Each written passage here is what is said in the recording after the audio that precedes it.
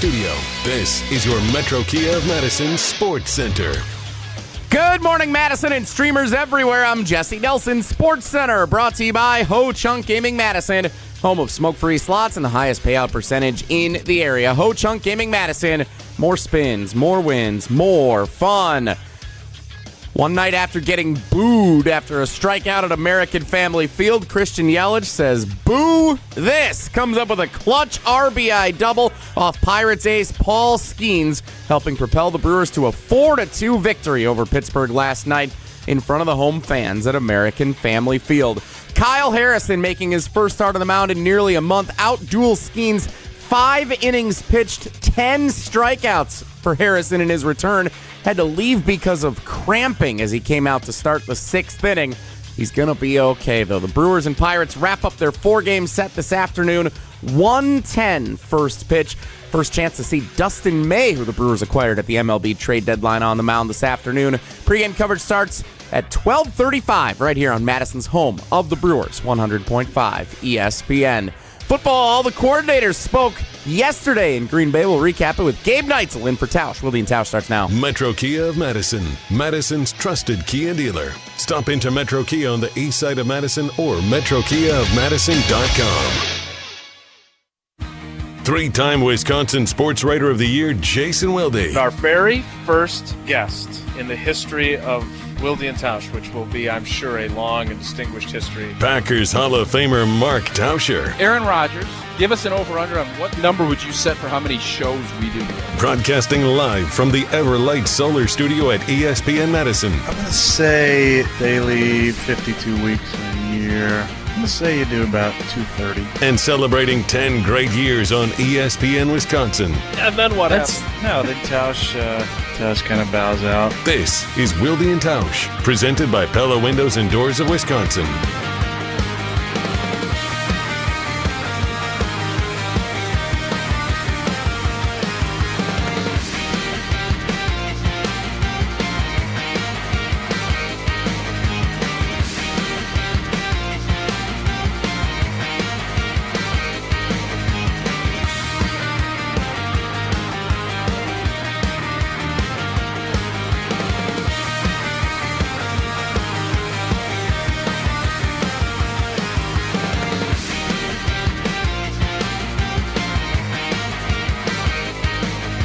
It is the Thursday edition.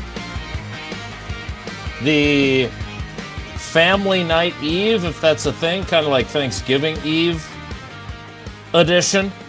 The another great Cousin Subs sub of the day.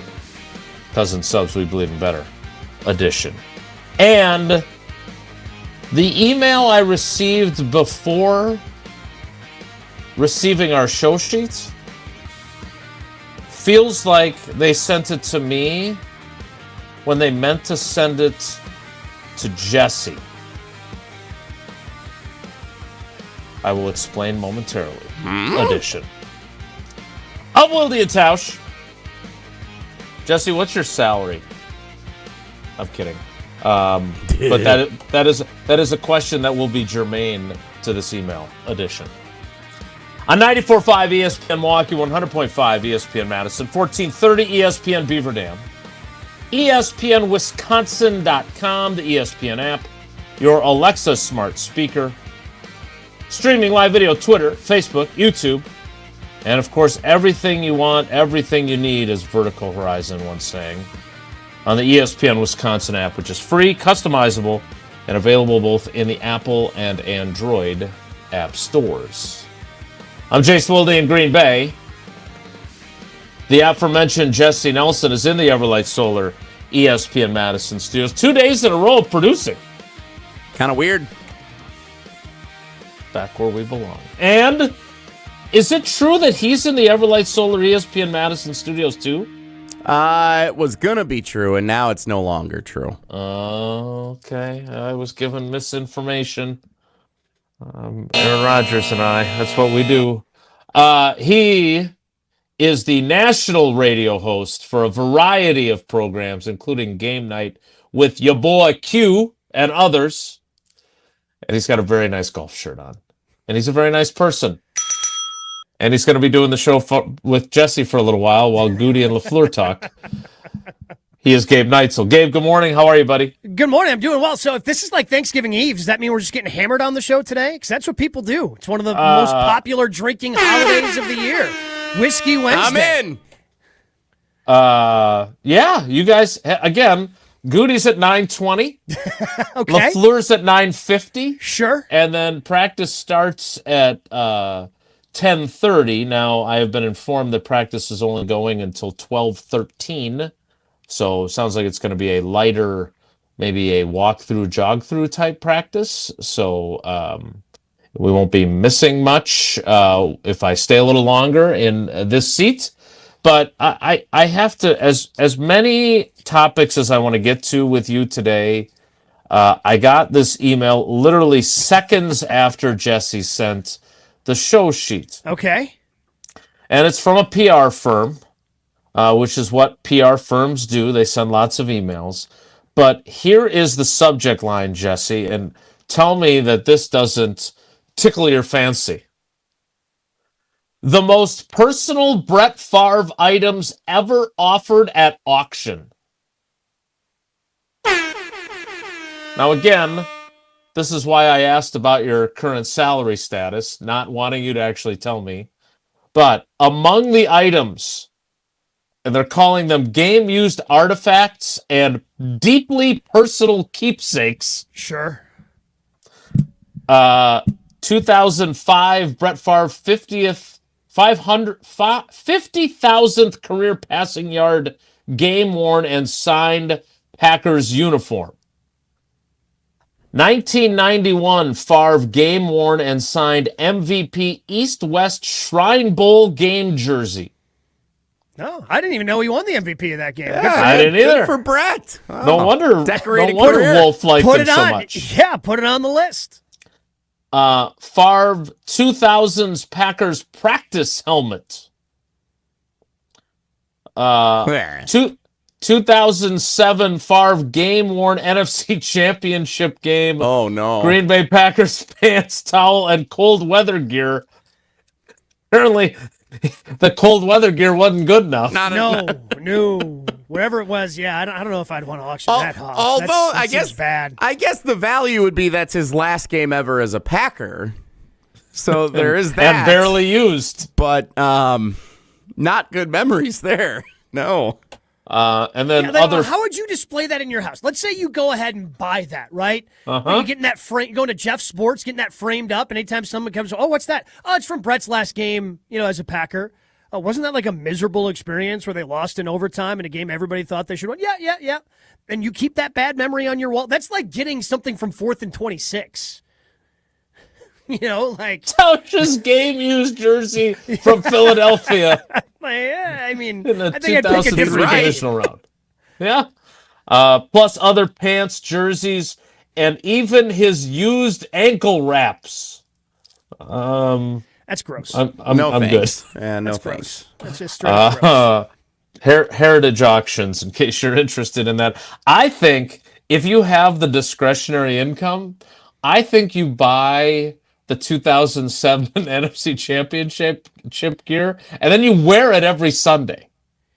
Like that's your get up, your game day get up. I don't care if you're going stuff. Yeah, I don't care if you're going to the bar. I don't care what you're doing. That's your game day gear, and it doesn't appear that the helmet is included, so you're on your own for that. But the rest, you're good to go on game day. I just found that to be very amusing. There's a picture here, and the pants. There's a pair of pants that are in fact signed. Jesse, do you have any memorabilia of your favorite quarterback? So when I was a kid at training camp, I haven't been to a training camp practice in a long time. I don't know if this is how they still go about this or not, but you had to buy tickets in the morning. They sold them on the side of the street. They sold 100 tickets to get in line for autographs after practice. I think they handed those out. Is that I think okay? they were free, and they looked for kids like you that they wanted to get in the line. So I don't remember how old I was. I was pretty young, but we ended up with one of the tickets. And so I was able to get in line for the autographs. And a lot of the guys are the practice squad guys or the ones who aren't going to make the cut. Favre was sitting at the table signing autographs that day, and it was like one of the staff members was like, this is like the one time in 3 years he's done it. This is crazy. And so it was like crazy luck that he signed a football that I had, but I made a huge mistake because I'm like 10 years old. I didn't know the difference. So I'm going through the line, and everybody's signing the same football. So there's autographs from guys whose name I wouldn't know from an accountant at a firm down the street.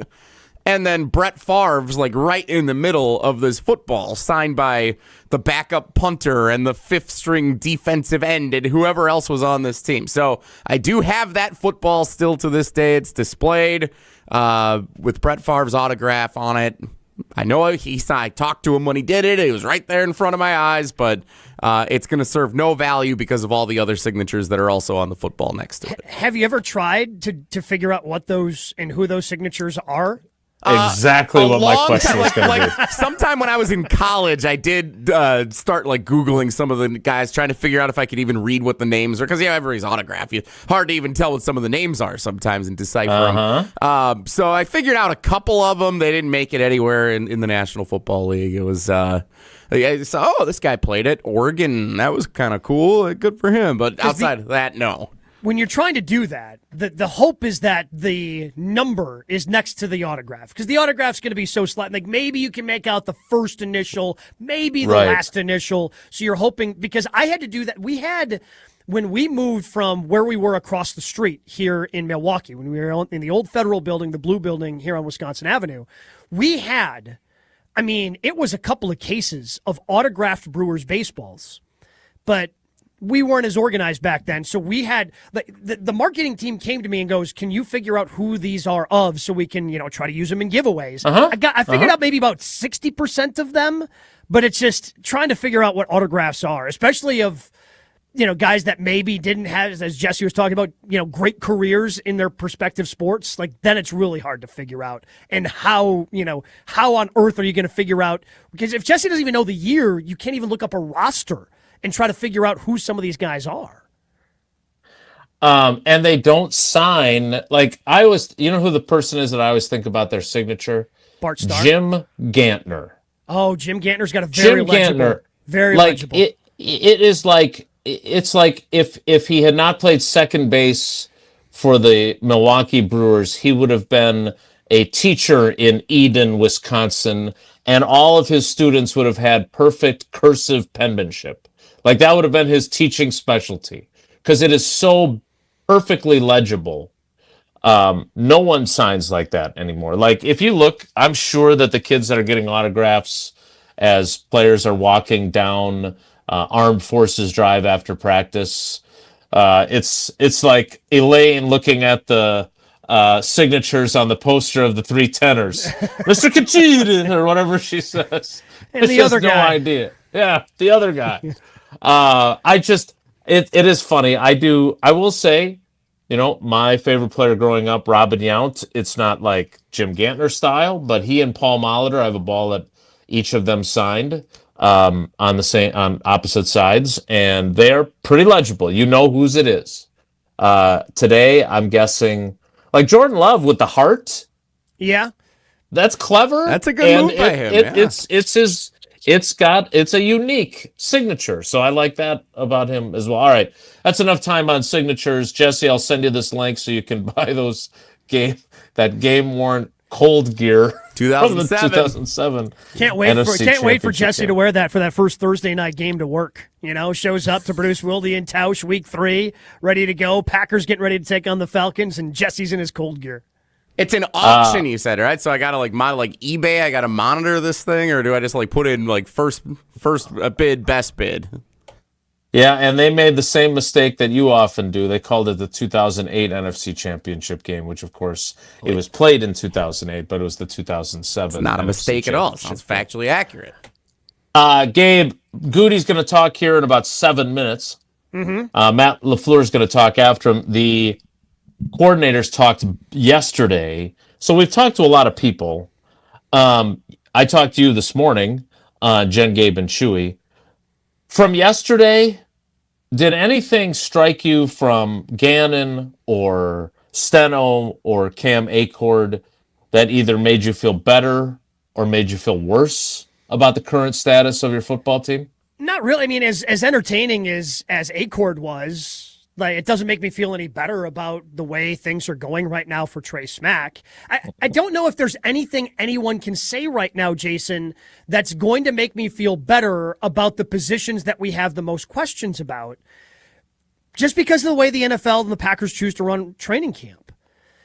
Honestly, the only thing I think I have heard all throughout camp, and this was, I think, even technically before camp, about anything that's been going on with the offensive line, the kicking situation, the cornerbacks, comes from Joe Thomas. When you guys talked to Joe after he was up there during the offseason workouts, and he had nothing but high praises for Morgan, like that, for Jordan Morgan. That's the only thing that's made me feel any better, because I mean, the Packers are going to, not necessarily be too negative on their guys, which makes sense. You're not going to cut down guys in the middle of the competition.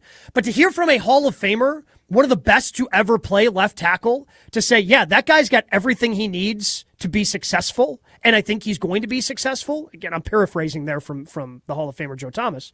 To hear that from Joe, that makes me feel better about Jordan Morgan. Now, they've got a ton of other questions. And I appreciate the honesty from Steno yesterday, saying, I don't know who the backup left tackle is.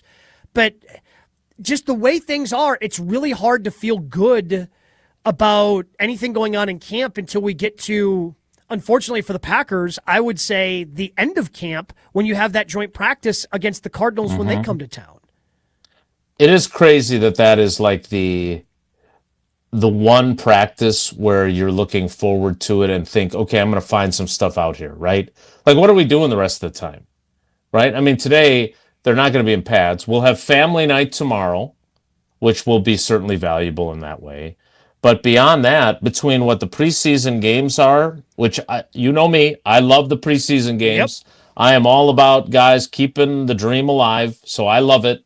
And I will be riveted to the road games and the one home game against the Cardinals. But the bottom line is that your team is largely decided. Your starting lineup is largely decided. And now the question is, are the guys you've chosen to be your guys going to be good enough, A, and B, are they going to stay healthy? And that's basically the reality of the NFL today. Jason, that joint practice, that's the new third preseason game. Back when Tausch and Chewy and those guys played, it was the third preseason game. And I remember as a kid being excited for the third preseason game, because it was, I mean, you were getting a half plus of sometimes through the third quarter. I guess it kind of depended upon with Holmgren how well the team did in the third quarter.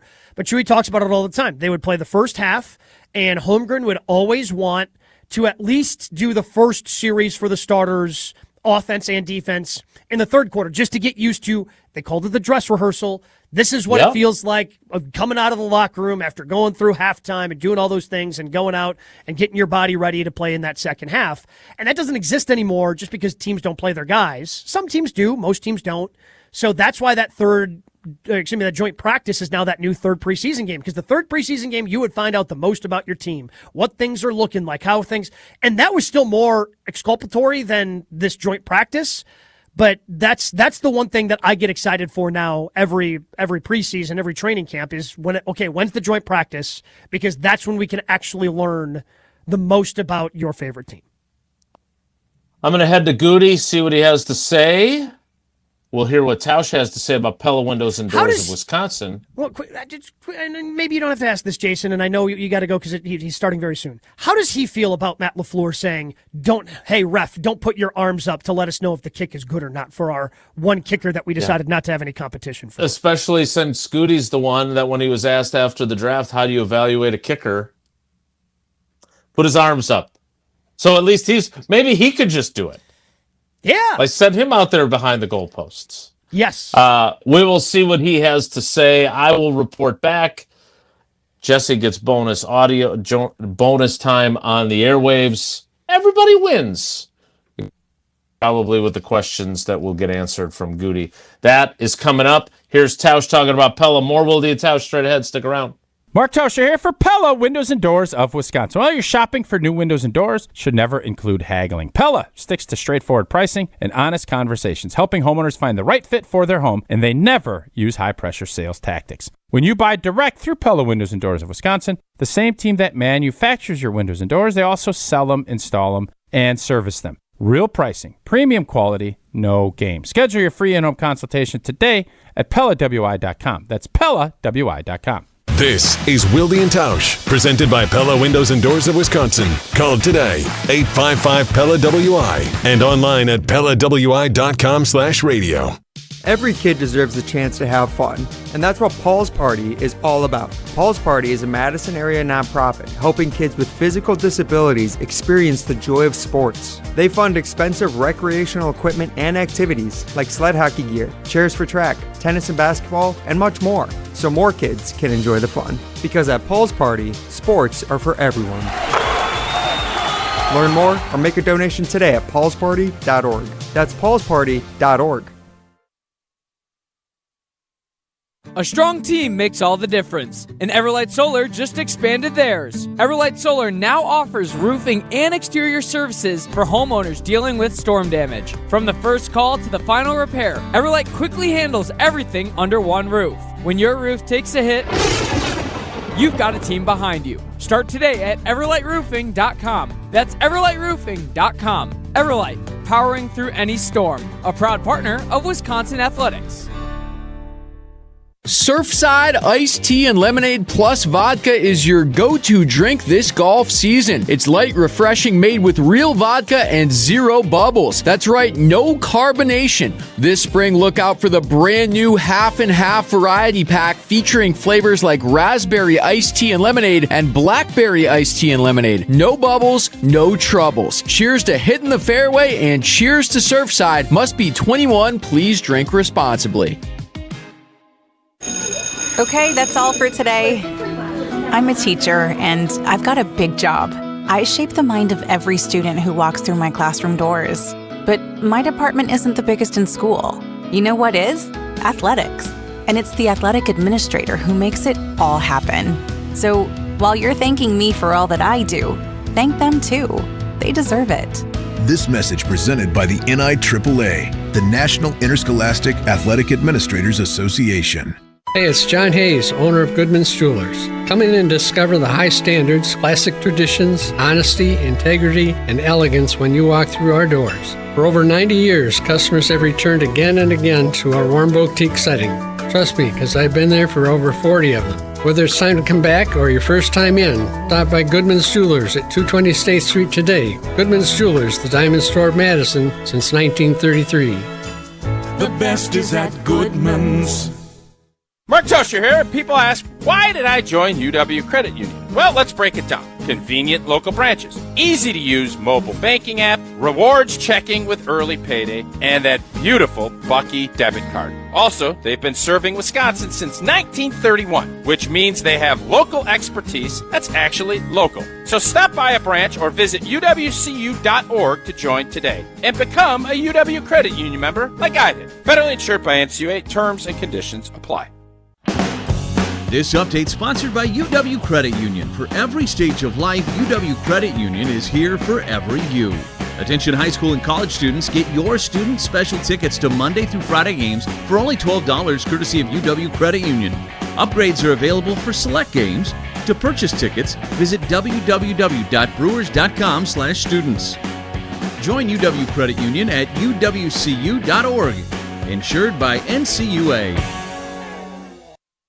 Ben Bruss here to tell you about Zimbrick European. They're Mercedes, Audi, Porsche, and certified pre-owned. But the best part is I've been working with them since 2018, and the evolution has been a 2-door, a 4-door, and now it's time for an SUV. My life has changed, and it's changed with Zimbrick European. Being a dad has made it really important to have the comfort and the safety that the SUV will bring me. Again, Zimbrick European off the Beltline at Rimrock Road. Of course, I found the sexiest car on the lot. Check them out. The Milwaukee Brewers, the Pittsburgh Pirates. Mitchell is in. Contreras on his way to third. It's an RBI double for Christian Yelich. And boy, does that feel good for number 22. Tune in today right here on 100.5 ESPN.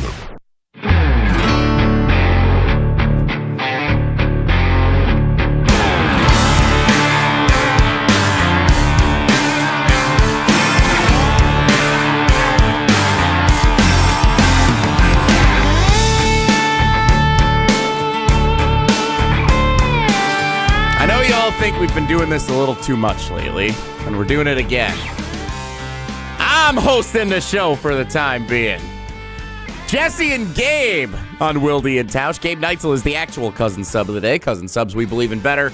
Jason Wilde currently in attendance at Packers general manager Brian Gutekunst's press conference. It always kind of baffles me how much he talks over the span of like 3 weeks at the start of the season, and then we don't hear from him for like months.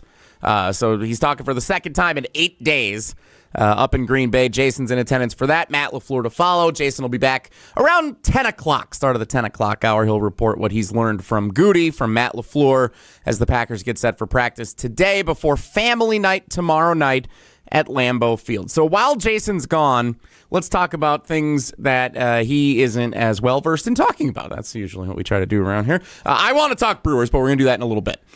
Gabe Neitzel, you host a bunch of national shows on ESPN Radio. You're always on. Weeknights, weekends. You're a man of the people, serving the airwaves nationally on ESPN Radio consistently.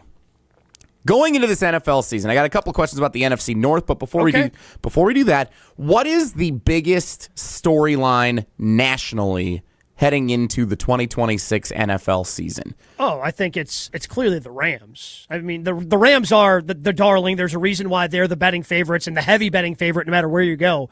You know, whether you're taking a look at, different sports books, Potawatomi, Hard Rock Casino down in Rockford, like all these different places, are going to have them as the heavy favorite because on paper, they have the best roster. Now, the big question for them is, can they stay healthy? Because it's an older roster. Right? And Puka Nacua is a slider wide receiver. Devontae's up there in age, had a hamstring injury last year. Myles Garrett has missed some time over the course of his career. He's not young, but he's still the best defensive player in football. Matthew Stafford, at this point last year, we were talking about epidurals in his back. So, and now they might be adding Aaron Donald. So we'll have to wait and see if that actually does happen. But I think the Rams are the story in the NFL because of what they did this offseason. And now they are the heavy favorites to win the Super Bowl going into the regular season. Which, does that just mean everybody just discounts what the Seahawks did last year? Because the Seahawks beat the Rams in the NFC Championship game. They were dominant en route to the Super Bowl. They crushed the Patriots in Santa Clara to win the championship. And everyone's like, they're an afterthought in their own division going into this year because the Rams have dominated the headlines throughout this offseason. It just feels like everybody's sleeping on the Seahawks, who are the reigning champs, and they're bringing not everybody back, but a lot of the same guys back from that team that won it all last year and was really good. Yeah, but they lost some defenders, and one that I do want to talk about because he's injured now in Chicago. They lost their Super Bowl MVP. I don't know who's carrying the football for them, and running the football was such a huge part of what they did, whether it was Kenneth Walker III, who is now in Kansas City, whether it was Zach Charbonnet last year, who ended up rupturing an Achilles, so he's probably out for most of the year. Yeah, they signed Emmanuel Wilson. He might be the guy carrying the ball a bunch. They used a first-round pick on the guy who was the backup at Notre Dame to Jeremiah Love. So trying to figure out what that offense is going to look like. Yes, they're going to be able to score points, but they lost some pieces off that defense. And the Rams have the reigning MVP and Defensive Player of the Year on the same roster. So the margin wasn't that big, I don't believe, between the Rams and the Seahawks. They played some classics last year, whether it was at the end of the regular season, whether it was in that playoff game. So adding Myles Garrett, to me, kind of tips the scales in the favor of the Rams in that division. Yeah, I agree, and it's going to be fun seeing how this all plays out and how the Packers stack up against both of those teams. Plus, you add in the 49ers. Like, that's going to be a loaded division just like it was last year, you would expect, contending in the NFC. So, okay, you brought up the Bears. Let's talk about the Bears, because two newsworthy items out of Chicago this week, and this will kick off kind of a conversation around the rest of the NFC North. The Bears' big free agent signing this offseason was safety Kobe Bryant. No, not that Kobe Bryant. Kobe Bryant, Super Bowl champion last year with the Seattle Seahawks. He gets hurt. He's out 8 to 10 weeks with an injury that he suffered earlier this week. They also signed right tackle Darnell Wright to the largest right tackle contract in NFL history. 4 years, $116 million. He got paid yesterday. What stands out to you from that news this week with the Chicago Bears, and how does it relate locally here to the Green Bay Packers. So the right thing just makes sense. Yeah, I mean, you're going to when you have a quarterback on a rookie deal like the Bears do, you want to sign as many of your guys as you possibly can. And you just kind of figure it out as you go. And you've got extra money because you're not paying your quarterback, an exorbitant amount of money. So the darn all right thing to me just kind of made sense. And their offensive line play was vastly improved last year, which is a big reason why they could do what they did on offense. I think this Kobe Bryant thing is a bigger deal for the Bears because I know I got pushback from the guys at ESPN Chicago, and I said this last year going into some Packers-Bears games. The Bears defense last year stunk. They generated a lot of turnovers, but if they didn't get a turnover, they were giving up points. And all the stats bear that out. And the turnovers are something that don't regenerate year over year. We know that here in Green Bay. It's tough to replicate the number of turnovers that you get on a year-to-year basis. Under year one under Jeff Hafley, the Packers had 31 turnovers. Last year, they had half of that. So you need to find out better solutions defensively if you're the Bears because they were so turnover reliant last year. So to get one of the big marquee, big ticket guys and lose him early in the season. We talked a little bit about this with Adam Schefter yesterday on Jen, Gabe, and Chewy because he joins us every Wednesday, and he tends to think that it's going to be closer to that 10-week time frame because training camp just started. You haven't really started that ramp-up period. So if he's going to be out 8 to 10, probably means he's going to start on PUP, and now you got to start up that practice window, and then you still really got to ramp things up.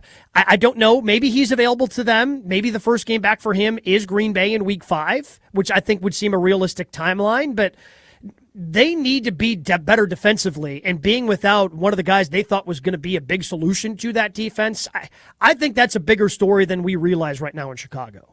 I think it's a huge deal, and I'm glad that you're supplementing what I thought when I saw that the other day. I'm like, this is not insignificant just because it's week 1 of training camp around the league. This is huge. Well, especially, Jesse, if this division is going to be as good as we think it is, and it's going to be tight, I know we like to discount what happens early in the season, and it makes sense because your team in December or January is vastly different than what it is in September. But those games still count. Those games are still counting on the ledger of wins and losses in the regular season. And if this division is going to be that tight, a loss in September could really hurt you come January because you might be on the outside looking in of hosting a playoff game because you didn't win the division. If this division is as tight and the NFC is as tight as we think, go through the list of teams you think are going to be good in the NFC. The Rams are clearly the favorite, but you mentioned 3 teams that you like in the NFC West. There's 3 teams people seem to like in the North, and that kind of discounts Minnesota a little bit. The South, they're going to have one team. All right, let's be honest. The South is the South. But the East have the Eagles. People love the Cowboys, think that the Commanders could have a bounce-back year. Heck, there are even some people that think the Giants could be a playoff team because they've got a good young core and a new head coach who knows what it takes in John Harbaugh. So the NFC, it's going to be very competitive for those playoff berths and those wild card berths. So a loss, because your starting safety is out, or for the Packers, a loss because Micah Parsons is out, could really hurt you if you can't turn it on late in the season because it could be the difference between hosting a game or missing the playoffs altogether. That's why I said I think Detroit's going to win the division because they're playing a last-place schedule based on where they finished last year. And playing Arizona versus playing the Rams could be the difference in the Lions finishing a game better than the Packers this year, despite the head-to-heads. Speaking of the Lions, Jahmyr Gibbs is holding in. We've seen all these paydays coming out. Jonathan Taylor, the most recent this morning with the Indianapolis Colts, getting a contract extension on Wisconsin. Nicely done, JT. Jahmyr Gibbs, what does this mean relative to the Green Bay Packers? Big deal, little deal, or is this just a formality we're just waiting on? I think it's a formality. I think Jahmyr Gibbs, now that these other 2 deals have been done, maybe he's just waiting to see what those deals were and go, hey, I want more. You got to give me more than that. And it's going to happen. Jahmyr Gibbs is the engine that makes that team run because of how electric he is. They're not going to, if a running back's missing out on camp, especially somebody like this, where we already know what he can do, you want to limit the miles on him anyway. So Jahmyr Gibbs holding in. The Lions are going to figure this out, and unfortunately for us here in Green Bay and the rest of the NFC North, he is going to be terrorizing all of us soon enough. I just don't think that this is that big of a deal. Even though Dan Campbell is a guy that likes to use his players a little bit more, pushes them a little bit more in training camp, uses them a little bit more in preseason games. This is not a big deal based on the position he plays, and the Lions aren't dumb enough to do what the Giants or the Cowboys have done before and let a really good player and let a contract dispute disrupt what's a really good team and let him be so disgruntled that you have to trade him. He's going to get that deal done, and if it's not done within the next 7 days, I will be very surprised. Jahmyr Gibbs or Tucker Kraft, who gets a contract extension done first? It kind of feels like Gibbs, doesn't it? I don't know what's going on with the Packers and Tucker Kraft. Every week, and we are going to ask this every week. So tune in to Jen, Gabe, and Chewy at 7:30 each and every Wednesday, because I guarantee it's going to be the first question we ask Adam Schefter. Hey, are you hearing anything about Tucker Kraft and the Packers getting an extension done? And he hasn't heard much. There's not even whispers going on. When we asked him about it 2 weeks ago, he's like, yeah, usually when something's getting pretty close to being done, I hear about it. I haven't heard anything. So I don't know if this is the Packers are waiting for him to get full clearance and see how the knee looks, if that's the negotiation tactic here. But this thing's dragging on a lot longer than I thought it would. And the difference to me here, Jesse, between what they did with last year with Christian Watson, where they gave him that deal, that was a 1-year deal. Right, that was a 1 year. Here's some money, so you don't have to worry about it. Don't have to rush back. And with Tucker, it's going to be a big multi-year, probably highest paid tight end in NFL history type stuff. So maybe they just want to, make sure that the knee is 100% ready to go, and he gets clearance before. But it doesn't seem like Tucker's going to be holding in. He's basically said, yeah, I'm going to play even if I don't have a new contract, which is not the smartest thing, I would say, but I appreciate him willing to go and play even if he doesn't have a new contract. Tausch said he thought it'd be done by family night, so he's back on the show on Monday, I guess if all of his travel goes according to plan, and we will see if that ends up being the case. Doesn't look likely at this point, so we'll see. So is Tausch, if they get it done after family night, if they do it Saturday morning and the deal gets announced, is Tausch going to still take a victory lap? I think if it's done Saturday or Sunday before he gets back, he'll find a way to twist the narrative and say he was right. Yeah. Right. Well, it was actually done before family night. They just needed to let the bank open and process everything, whatever he would say the formalities would be to make that make sense. We know how the big fella plays around here. He's back on Monday. Goody talking with the media right now, including Jason Wilde up in Green Bay. We'll see if he talks about Tucker Kraft. Jason will report back. He'll rejoin us around 10 o'clock after Matt LaFleur speaks with the media up there as well. Jesse and Gabe Neitzel's our cousin sub of the day. Cousin subs, we believe in better. I do want to talk. I was listening to you, Jen, Gabe, and Chewy this morning talking about Christian Yelich, the bounce-back performance last night, and the state of the best team in baseball, the Milwaukee Brewers. We'll do that coming up next. But first, I do want to hear from Tausch as we head to our break. He tells us about the great team over at MoMA. Then we tell you about the great team in Milwaukee with the Brewers. That's coming up. Jesse and Gabe, for the time being, on Wilde and Tausch. Mark Tauscher here, excited to tell you about my friends at MoMA. If you've been putting up with pain in your knee, shoulder, back, neck, don't just tough it out. Believe me, after all those years playing football, I know a thing or two about aches and pains. That's why I've partnered up with MoMA, the Midwest Orthopedic and Musculoskeletal Alliance. MoMA brings together trusted local providers like OIW, SMOC, and Innovative Pain, making it easier to find the right specialist and the right treatment for you. Whether you need care in one of their offices, the Surgery Center, Ortho Laser, which is what I've been using, SmartScan, or Mosh, their experienced team is focused on helping you feel better and get back to living your life. Certainly helped me overcome some pretty bad knee pain thanks to the treatment at Ortho Laser that I've received throughout the summer. MoMA can get you back to doing what you love. Man, I highly recommend seeing their team, as I personally have seen what the right care can do. Call or walk in or learn more at MoMaMKE.com. That's MoMaMKE.com.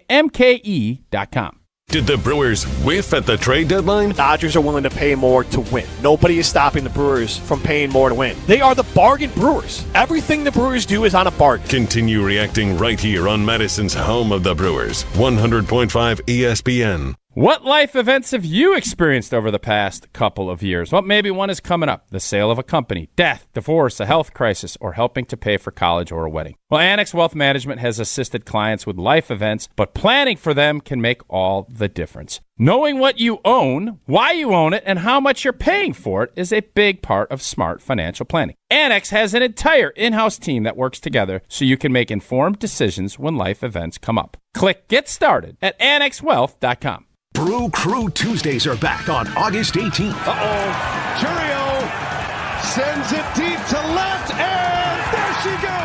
Catch the Brewers on local TV as they battle the Seattle Mariners. And Yelich launches one deep right center field. Forget about it.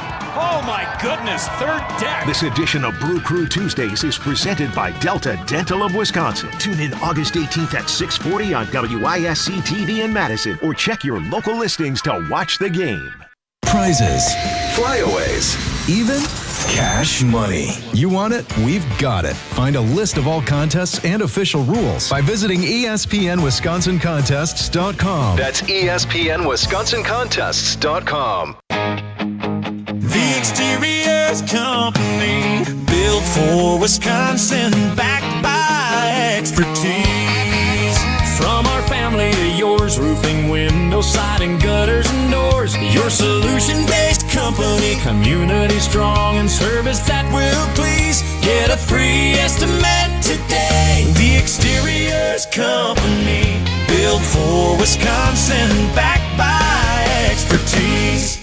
Life moves fast. Your car should move with it. At Zimbrick Chevrolet, they've got a vehicle and payment options that fit every stage of your journey. Just graduated? Start smart in a Chevy Trax. Stylish, efficient, and budget-friendly. Growing your family? The Equinox gives you the space and versatility you need. And when life gets even bigger, the Traverse or Tahoe is ready for it all. Kids, carpools, and road trips. Visit them today in Sun Prairie or online at ZimbrickChevrolet.com. Zimbrick Chevrolet, the name you can trust.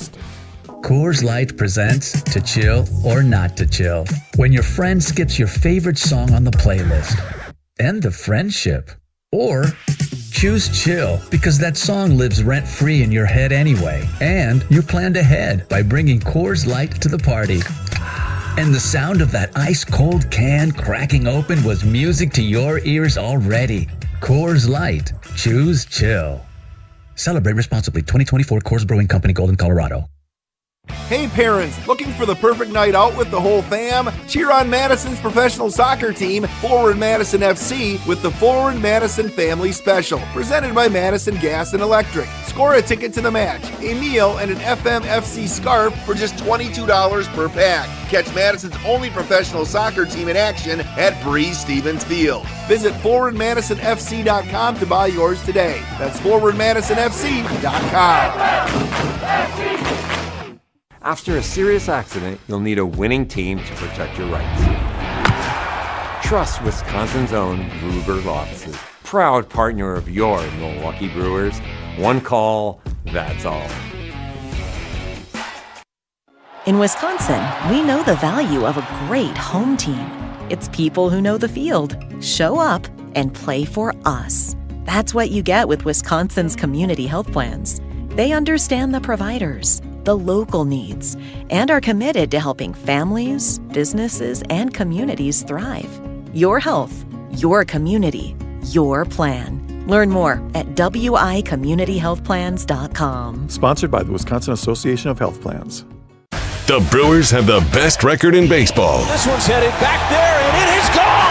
Andrew Vaughn, a two-run blast, and the Brewers all over Freddie Peralta. You're listening to Madison's home of the Crew, 100.5 ESPN.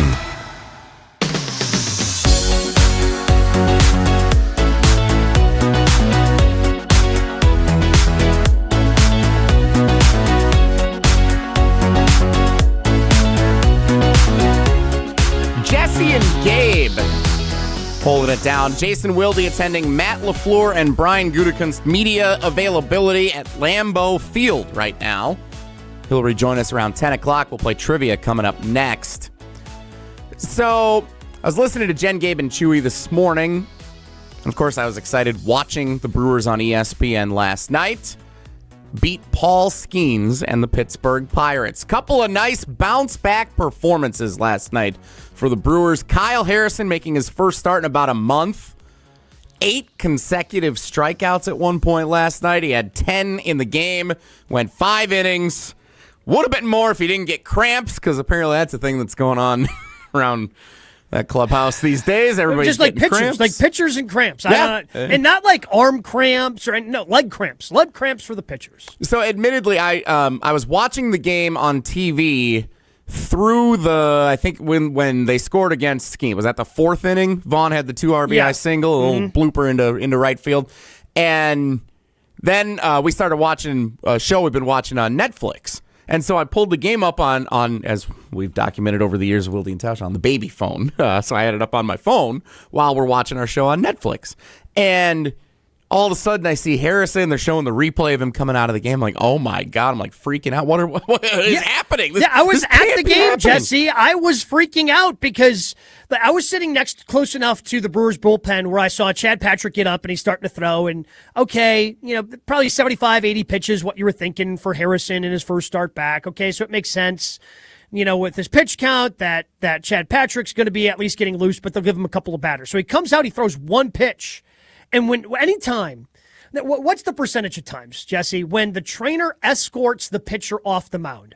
What is that, 70%, 75% of the time? It's never a good thing, right? Yeah, and I'd say half of that time it's really bad. Yes. The pitcher's walking off with the trainer. Not good. Good. So you see that, and I'm at the ballpark. I have no idea what's going on in any of these things. It obviously ends up being the cramps, but it's fine. But I'm thinking, crap, this guy just got back. He's struck out 8 in a row. He's got 10 in 5 innings. And now what? So you're just sitting there, even though the Brewers are up and things are going great. You're kind of waiting to see what's going on. Finally, word broke that it was just cramps for Harrison. But when people are coming out of the dugout to escort your pitcher to the clubhouse, it's rarely a good thing. Ends up being okay. It's just cramps. He's going to be all right. Great performance by Kyle Harrison, outdueling Paul Skeens last night. Do you trust him in the playoffs? Has he done enough this regular season? He hasn't been the same since Vegas until he just came back last night. He was really good before Vegas with the Athletics. Do you trust Kyle Harrison to be number 2 behind Miz for the postseason? Kind of have no other choice, do I? No. That's so... Unless we see what Dustin May's got this afternoon. Look, in they had talked, I think Adam McCalvey wrote a great piece about it, where he basically spammed his changeup. He just threw it over and over and over again during his rehab start in single A up in Appleton. So he just kind of is working that changeup in, and it's not a pitch he's thrown a ton, very low usage. Last night that usage was up. So adding another pitch, I think, makes me feel better about him going forward, especially in the postseason. Because if you're pitching in a 5 or 7 game series and you're that guy now, okay, are we going to see, so Harrison pitches game 2, then he's going to pitch game 6 in a 7-game series. So if hitters have to see him again in that series after seeing him the first time around earlier, having more pitches is going to help you keep those guys off balance. I don't know how he's going to react in the postseason. I don't know if he knows how he's going to react in the postseason. I have a tendency to think that it's going to be fine. So it's not like it was to me last year when we didn't know what we were going to get out of Miz, because Miz was really struggling post All-Star break. He came out, those first 5 starts were amazing, gets named to the All-Star game, had another good start or 2, but then really faded. But we were having legitimate conversations of whether or not Miz was going to be on the playoff roster. It's he probably is, but if they left him off, could you blame him? Because the ERA had ballooned close to 5 last year, especially late in the year, and then Miz was electric in the postseason. So I think that Harrison's going to be fine, and I think that I trust him as the 2, but it's hard. It's one of those things to be definitive about until you actually see him, because postseason baseball is so different than the regular season. I'm really curious to see what Dustin May looks like in the rotation, because as a guy who has won a World Series and has been a proven veteran starter in postseason play, that could be something. I don't know if it's going to be what he's obviously not Skubal, but could be something that helps add some depth to this rotation and some experience. I think it was Robert Murray had the piece about how there's executives in baseball who think May was the second best acquisition behind Skubal because of the pitch mix Dustin May has and what the Brewers pitching lab and Chris Hook have done with pitchers with this type of mix and how much better they've made them. And the underlying numbers this year, if you look at the ERA, you're looking at Dustin May going, ugh. If you look at some of the underlying numbers, some of the advanced analytics on him, I think he's going to be really good for the Brewers. And having that postseason experience is something they desperately needed, Jesse, in that starting rotation, because Miz is the only one with experience, and he doesn't even have experience starting a game, because he came out of the bullpen last year. All right, and then the other conversation about last night is Christian Yelich, because Murph came out after the game I was at Tuesday night, and it wasn't like a lot of people were booing him. It was like maybe 50 people in the stadium were starting to boo after he had a really rough plate appearance and got out again. And Murph said what he said about fans booing him. Remember who he was and what he's meant for the organization. Got a big ovation when he came up last night, and then he delivered with an RBI double off of Paul Skeens to give the Brewers the lead. And what a moment for the fans who were in attendance last night. I'm sure you could attest to that, Gabe, celebrating Yelich bouncing back in a nice way. Now, speaking of guys you can trust in the playoffs, right? That's now you got to go do it again. That's nice last night, but how concerned are you, and should the rest of us be, about a designated hitter who I heard a fan call into Kyle and Brust yesterday say, a designated hitter's in the job description, and right now he's not doing that. I think he's got to the end of August to show that he's turned this thing around. And maybe last night can be the thing that springboards him forward. This whole thing, getting booed, then getting the standing ovation from some of the fans last night. Maybe that's the thing that springboards him back, not necessarily being the Yelly we all have known and loved, but at least a better version of what he's been this year. The overall numbers aren't going to be good this year. They're just not. It's too late in the season to completely turn those things around. But if he plays well over the next 3 weeks, and we're getting into September, and you're going, oh, okay, maybe we start to see it. And then he continues to play well. You take those 6 weeks and go, oh, this is the Yelly we're going to get in the postseason. If he continues to scuffle, and going into yesterday, over the previous 2 months, the batting average was below 200 for 2 months. That's not good enough. Murph knows it's not good enough, and in his defense of Christian Yelich, even pointed out, hey, if you're in the lineup, you're expected to produce. Now, Christian, because he's the team leader, because he's a former MVP, because he has meant so much to this organization, he's got more leeway than somebody like Brandon Sproat, who they just sent down, which is the way it should be, and I understand that. But if the struggles continue for Christian the way they have for the previous 2 months, if that continues throughout August, I think Murph is going to have to have some difficult conversations. And I just don't think that you can continue to put him in there as the everyday DH. They're going to give him every opportunity to hit his way out of it. But if we get to September and the struggles are still going on, and this isn't the turnaround we're all hoping that it is, then they're going to have to figure something else out. And in terms of who's going to be the everyday DH going into the postseason, because by not getting Skubal, the Dodgers did, and the Dodgers pitching is really good. And if you want to do something that we haven't seen in this city since 1982, you've got to feel really good about your lineup 1 through 9. You've got to feel good about the battles that they're putting together and their opportunities to take advantage of mistakes. And if Yelly continues to struggle, then those conversations will happen. I think he's probably got about a month. I think he's got about to the end of August to show that that guy is still in there, that we all are hoping is still in there. And make your jokes that you want about the best ways to bust out of a slump, but I think a moment like last night can be what propels a guy like Yelich back on track, and I hope that ends up being the case. That big double against a guy like Skeens, too, to be able to do it against him on the cusp of what was said the night before, like that feels like a defining moment that could help turn his season around, and fingers crossed, I sure hope it is. Brewers still wake up today, best record in baseball. Actually, the Dodgers are third in the NL right now. They would have to play in the wild card series if the season ended today. Didn't affect them at all last year. It did not. But I've had this.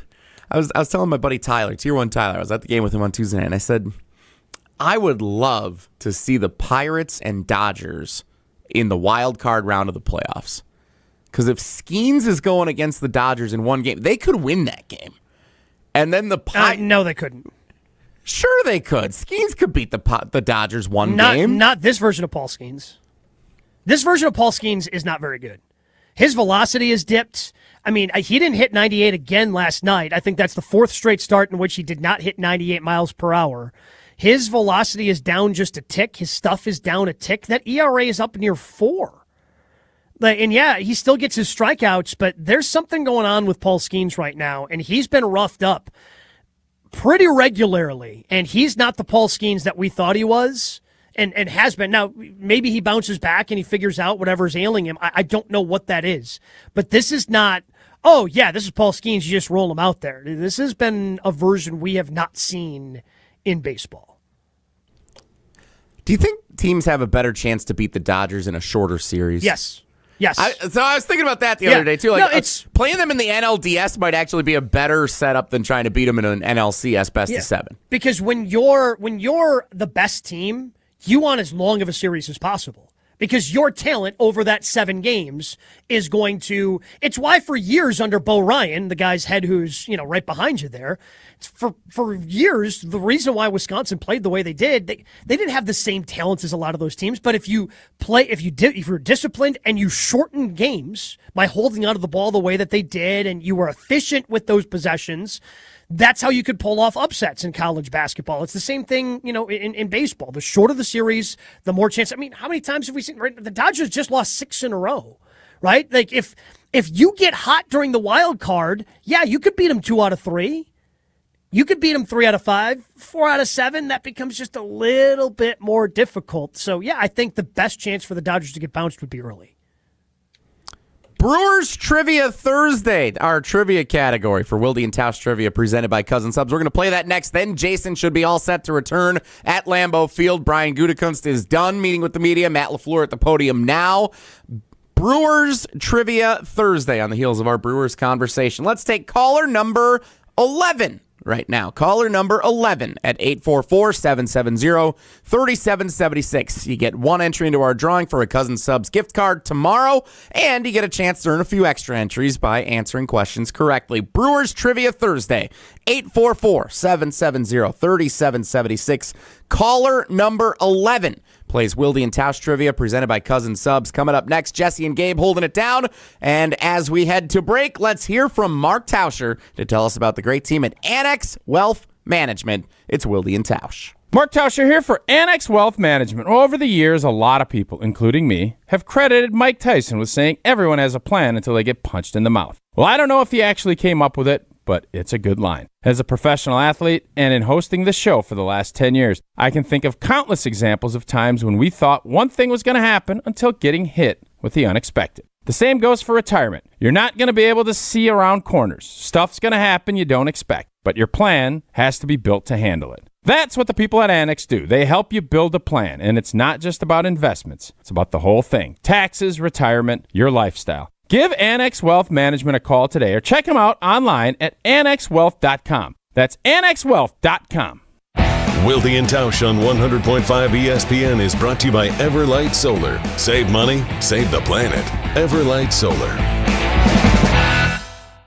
Mark Tauscher here for Pizza Hut. Well, I've been telling you for a while now how much I love Pizza Hut, going back to the days when I was a kid participating in their legendary Book It program. Well, how's this for a throwback? Introducing Pizza Hut's Throwback Value Menu. Features their iconic personal pan pizza for just $3. And a medium, 1-topping original stuffed crust pizza, just $10. Take a look for yourself to find more deals on 2-liter soda, breadsticks, and much, much more. You asked for it, so they delivered. It's the Throwback Value Menu from Pizza Hut. Order online at pizzahut.com or download the Pizza Hut app to find more about this and a bunch of other great deals. The Throwback Value Menu, only at Pizza Hut. And remember, no one out-pizzas the Hut. Rah. Pella Windows and Doors of Wisconsin present your Badger Minute. This Badger Minute is brought to you by your Badgerland Chevy dealers, proud supporters of Badger Athletics. Go to BadgerlandChevy.com. It's been widely reported that Wisconsin football received an influx of cash this offseason for roster construction. Offensive coordinator Jeff Grimes spoke Wednesday at the Badger Local Media Days, and he said the difference is noticeable. We're more talented and we're deeper everywhere. I don't like to spend much time talking about last year because it doesn't matter, but certainly one of the issues that plagued us was our depth. I think we're just in a way different place now. We've got a lot more depth, and more depth also often means more competition, which is something that we need. Pella Windows and Doors of Wisconsin doesn't play games, just straightforward pricing, premium quality, and trusted Pella certified installation. Visit PellaWI.com today. Prizes, flyaways, even Cash Money. You want it? We've got it. Find a list of all contests and official rules by visiting ESPNWisconsinContests.com. That's ESPNWisconsinContests.com. At Associated Bank, we know it's not always fun thinking about saving. You know what is fun? Not thinking about it. That's why we call it automated savings. You save automatically. How much you want, how often you want, for whatever you want. And if you don't know how much to save, well, that's why we're here. We'll suggest an amount so you hit your target without ever thinking about it. See, saving can be fun, especially when it's automatic. At Associated Bank, we get you. That's why we've got you. Learn more at associatedbank.com/YouGotThis. Member FDIC. Shopping for new windows and doors shouldn't feel like a negotiation. Pella Windows and Doors of Wisconsin doesn't believe in games. They never inflate pricing, and there's no high-pressure sales pitch. Just premium windows and doors built for long-term comfort, beauty, and peace of mind. Buy direct through Pella, and one trusted team handles everything with Pella certified installers every step of the way.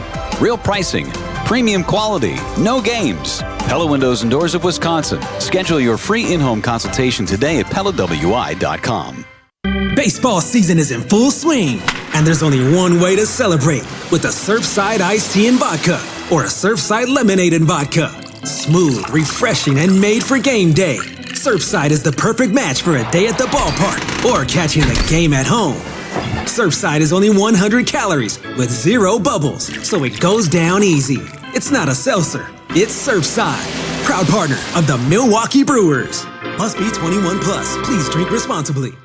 Mark Tauscher here for Chalmers Jewelers. And when it comes to gifts that actually mean something, I head to Chalmers Jewelers. My wife Sarah, she loves the beautiful custom jewelry they've made for her. And my daughter Eleanor has some special pieces from Chalmers as well. And what I appreciate most, they help you create something personal that'll last a lifetime. Engagement rings, anniversary gifts, or a one-of-a-kind custom piece. Stop by Chalmers Jewelers and tell Garrett and Devin that Tausch sent you. Chalmers Jewelers in Middleton and Madison.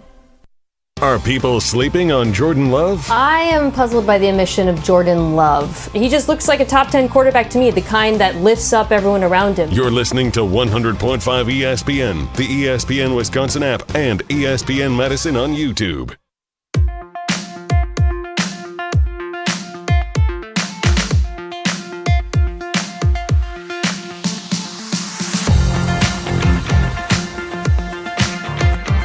Jesse and Gabe on Wilde and Tausch. Jason Wilde at Matt LaFleur's press conference right now in Green Bay. Goody's done meeting with the media. We'll get a full recap when Jason rejoins us next segment here on the show. There's a training camp practice going on today as well before the family night practice tomorrow night at Lambeau Field. Before we go any further, though, it is time to play Wilde and Tausch Trivia, presented by Cousin Subs. Wilde and Tausch Trivia is brought to you by Cousin Subs. National Sandwich Month is here. Cousins Club members earn exclusive rewards throughout August. Join now by downloading the Cousin Subs app. Cousin Subs, we believe in better.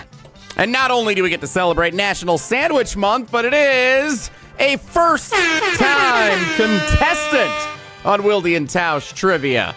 Let's welcome in Tyler in Sun Prairie. Not Tier 1, Tyler. Different one. Tyler in Sun Prairie. Welcome to Wilde and Tausch Trivia, presented by Cousin Subs. How you doing? Good, Jesse. How you doing, bud? I'm doing wonderful. Tyler likes getting after me a little bit on some of our shows across the lineup. Oh, I love it. Yeah. Just add him to the list. All right. Brewers Trivia Thursday for you, Tyler. I have question number 1. Good luck to you. This Sunday, when hosting the Minnesota Twins, the Brewers are hosting a family-friendly themed day featuring characters from which popular franchise? Is it Sesame Street, SpongeBob SquarePants, or Saw? Yeah, it's got to be A, Sesame Street. It is. Oscar the Grouch is the, I think that's the bobblehead. The special ticket package gets you an Oscar the Grouch Brewers bobblehead. Where are all the voices, Jesse? C is for cookie. That's good enough for me. That's the best I got. Question number 2.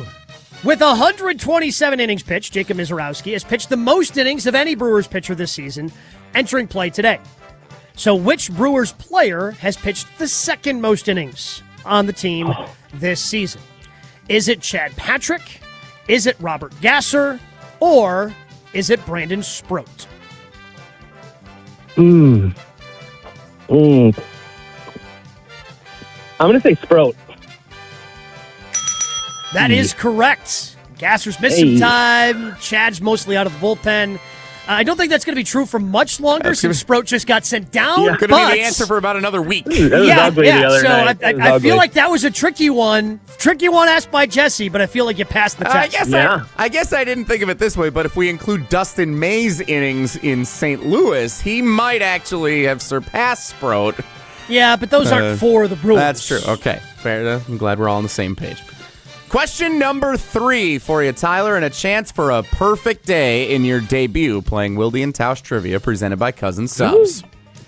Entering play today, which of these Brewers players has the best batting average among the 3 this season? Christian Yelich, Joey Ortiz, David Hamilton. Oof. I'm going to say Ortiz. They are all separated by just 7 points entering play today.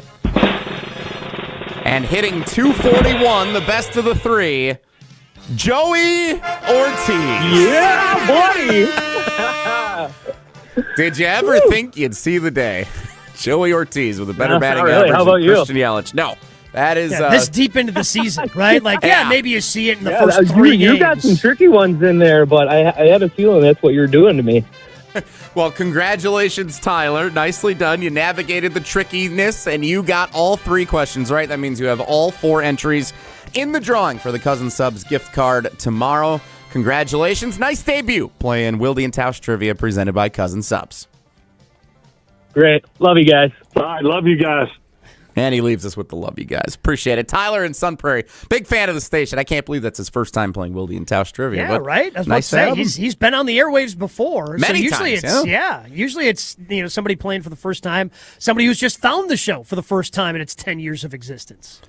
I have good news to report for those of you who are tired of me talking. Jason Wilde is back from Matt LaFleur and from Brian Gutekunst speaking up in Green Bay. We will recap it all with Jason rejoining us from Green Bay as we kick off the 10 o'clock hour of Wilde and Tausch in 2 minutes. Don't go anywhere. Another hour of Wilde and Tausch, presented by Pella Windows and Doors of Wisconsin, is coming up next on ESPN Wisconsin and the ESPN Wisconsin app.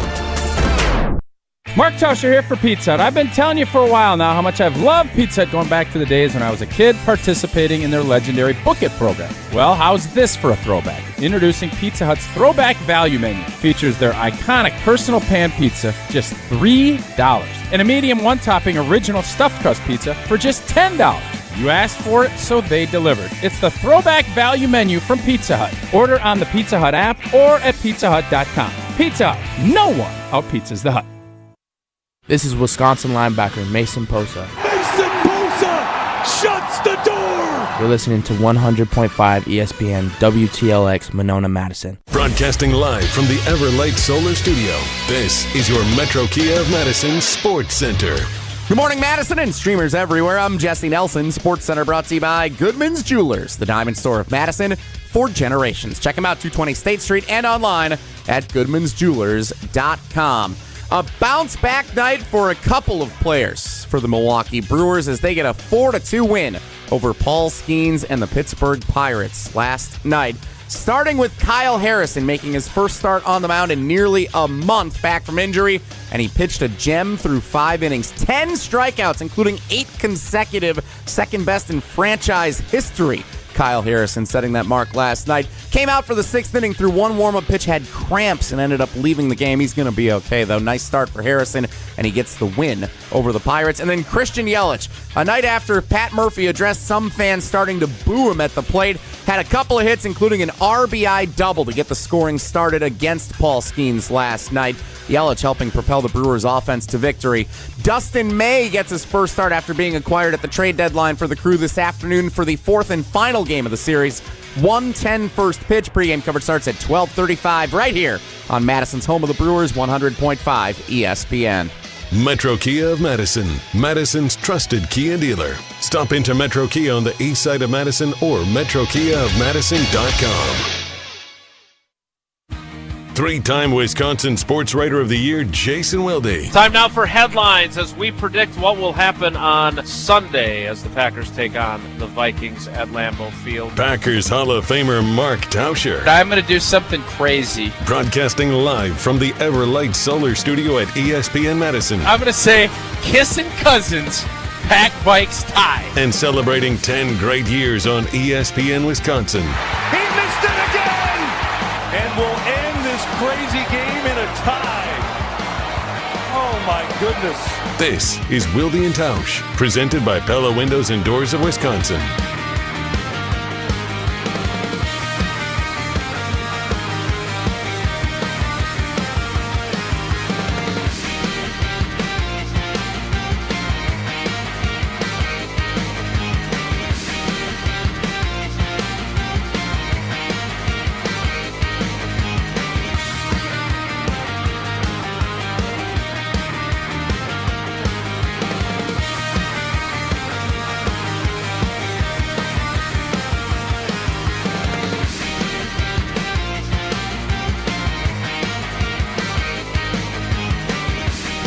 The 10 o'clock hour of Wilde and Tausch begins now. Thanks to Gabe and Jesse for holding down the fort so I could ask Goody a few questions and ask Matt LaFleur a few questions. I gotta say, Goody and I don't always see eye to eye. And Jesse's going to get the clip. I know it's a quick turnaround, and I know Will the Thrill has worked on it to get us some of it. But hopefully we'll hear it during the 10 o'clock hour. I loved his answer to my question about what's the right way to handle a rookie kicker and not increase the scrutiny or the pressure on him. Because I did make a reference, as we discussed, to his hand motion, and then the fact that we're not having the officials do so. His answer was really good, and we'll hear that coming up. I would also say, Gabe, the guy that I'm most intrigued by is also the guy that's probably being handled with the kiddiest kid gloves other than the kicker. Ooh. And that's Marshawn Lloyd. Oh, like, sure. And that's a physical kid gloves, obviously. That's not a mental one. But like Goody did he knocked on the podium multiple times when he was asked about him. And when I asked LaFleur about him, is it a real wood podium? Are we sure about that? Sure? It is. Yeah, okay. No, this right. was wood. I've right. seen people knock on other things and think, knocking on wood doesn't actually help, but knocking on Formica definitely doesn't. And this was the question I asked LaFleur, and I don't know if there's a clear answer on it or not, but there is a balancing act there. I mean, yeah, you don't want to put him out there and have him get hurt again because he's been hurt a bunch. Totally get it. At the same time, the Green Bay Packers, since drafting him in the third round of the 2024 NFL Draft, have played 36 games that counted. 34 in the regular season, 2 in the postseason.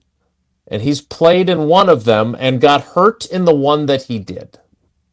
Now, is that his fault? Of course not. It's not his fault that his appendix burst, right? Mm-hmm. But so yeah, and God knows I am the helicopter parent / beat writer to ever walk the face of the earth. But at the same time, if he's going to help you in the games that count, and he is finally going to somehow stay healthy to do so, how do you find out if he can stay healthy to do so? So, he's got to play a lot in the preseason, doesn't he, Jason? That's what I was driving at. That's not what I got. And if I did not get the impression that that's the case. If he gets hurt in one of the preseason games, then it's just not meant to be. Right? Like if he gets in, I'd rather have him get hurt in one of the preseason games than kind of baby him all throughout training camp, those games, and then all of a sudden in week 1 or 2 he gets hurt and you go, uh-oh, now what do we do? Right. You got to have some sort of backup plan, I think, at that position. And he's a guy. This isn't Chad Clifton. Oh yeah, he'll be fine on game day, right? It's not that. And I know it's a reference we make quite a bit here, especially with the whole Aaron Banks situation going on with the Packers and his injuries. But he needs to be stress tested. Like that's to me the only way you know if he's going to be able to get through games healthy is by actually putting him out there in actual games. And I know they don't count in the standings, but him being able to play and be able to bounce, oh, I got hit here. Okay, now can I bounce back? Can I still, my knee's a little bit sore. Can I play through that? These are all things that you have to learn at every position in the NFL because everyone's going to be dealing with it. And because the injuries he's suffered have been pretty serious, unfortunately for him, he's got to go through it. He just has to. I think babying him through the preseason is just not the way to go because when everything's going on for real, he's got to be ready to go. And I'm not sure if he will be.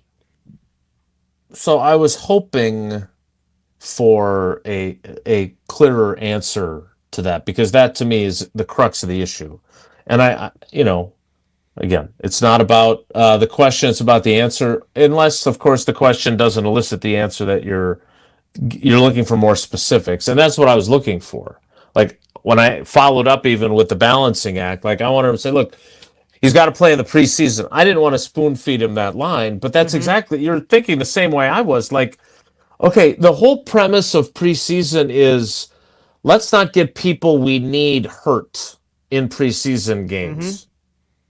Yep. On the flip side, you have a guy that you have to find out if he can, they always use that word of callousing, which, obviously I don't do a lot. I don't like to get my hands dirty in the garden. I don't like calluses. I want to be a hand model like Costanza.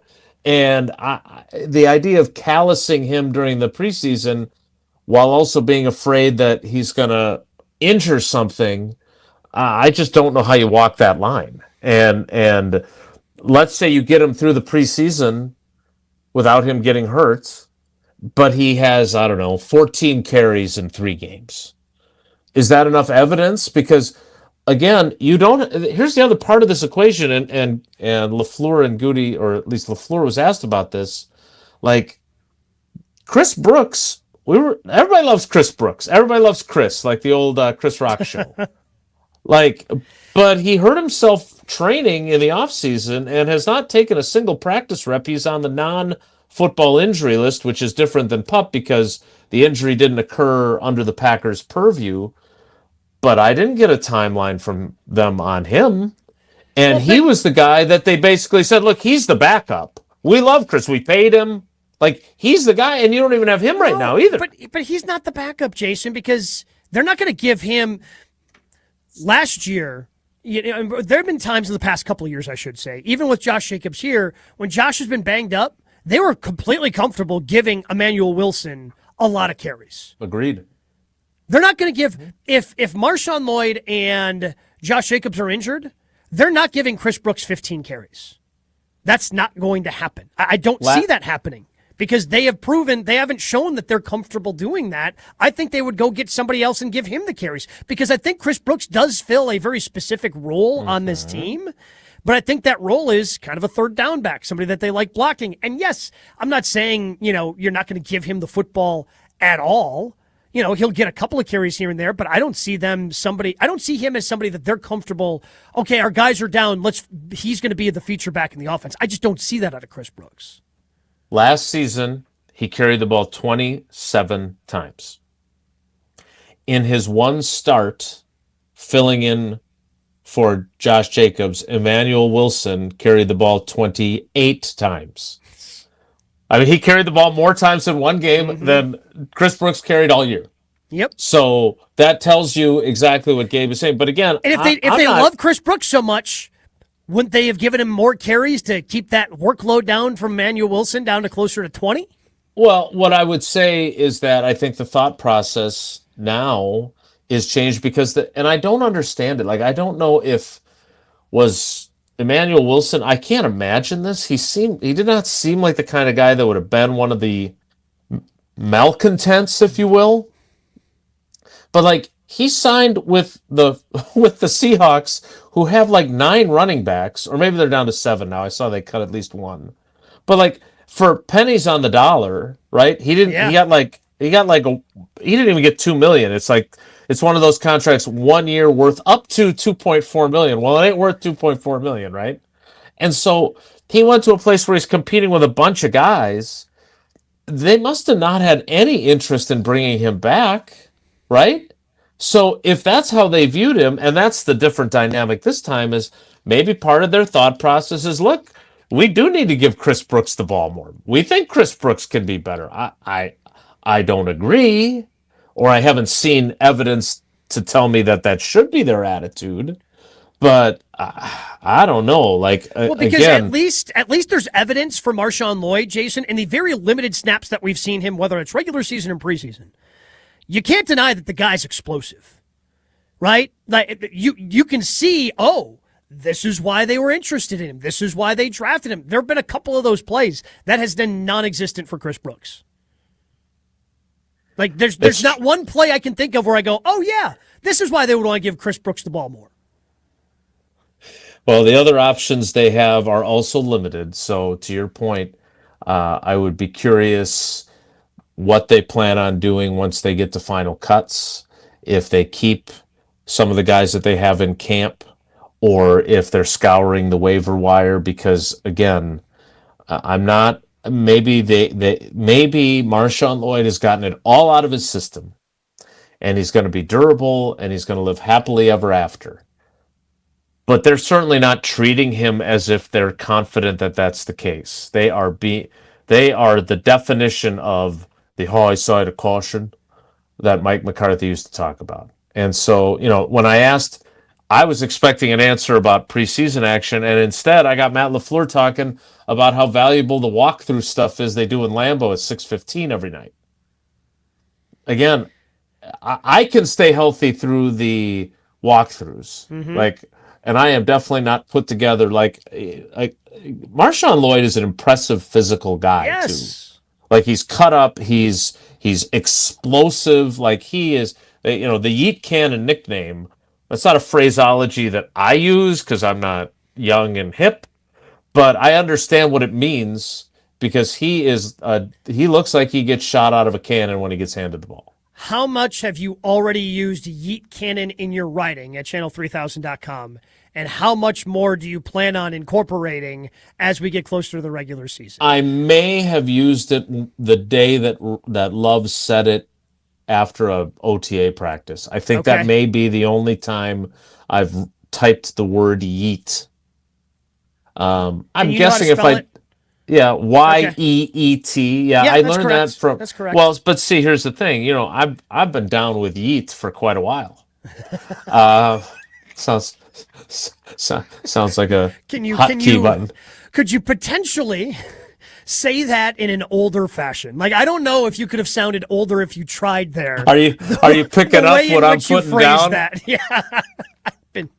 Groovy, man.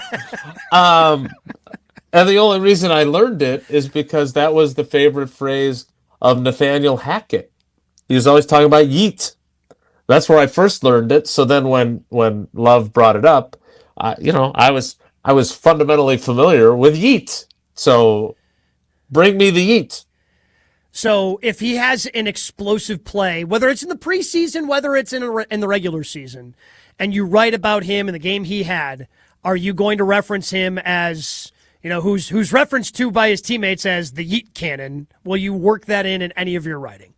Yeah, I will. If I'm going to use the word yeet, it will be purely adjacent to cannon in the nickname, because I got to be honest, I still don't. I think it means like energy or vibe. Yeah, but I really don't know. You can kind of use it however you want. It can also be a verb though, because you can like. Oh yeah, yeeting. Yeah. Oh yeah. Like Zach Bacco-Buele yeeted the defender that was rushing Jordan Love.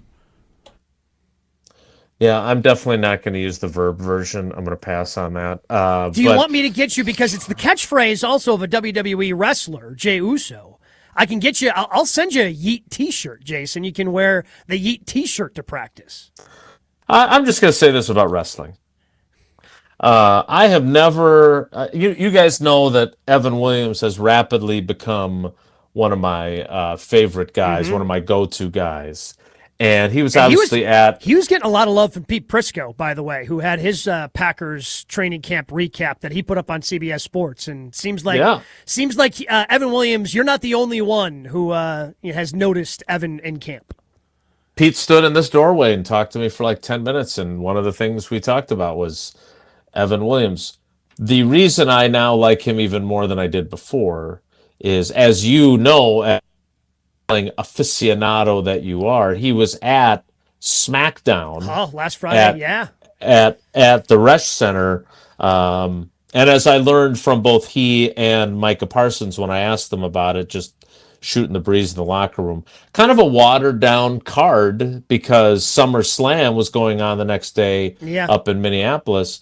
But I asked Evan Williams if he was I didn't know you were a big wrestling guy, and he said, I'm not.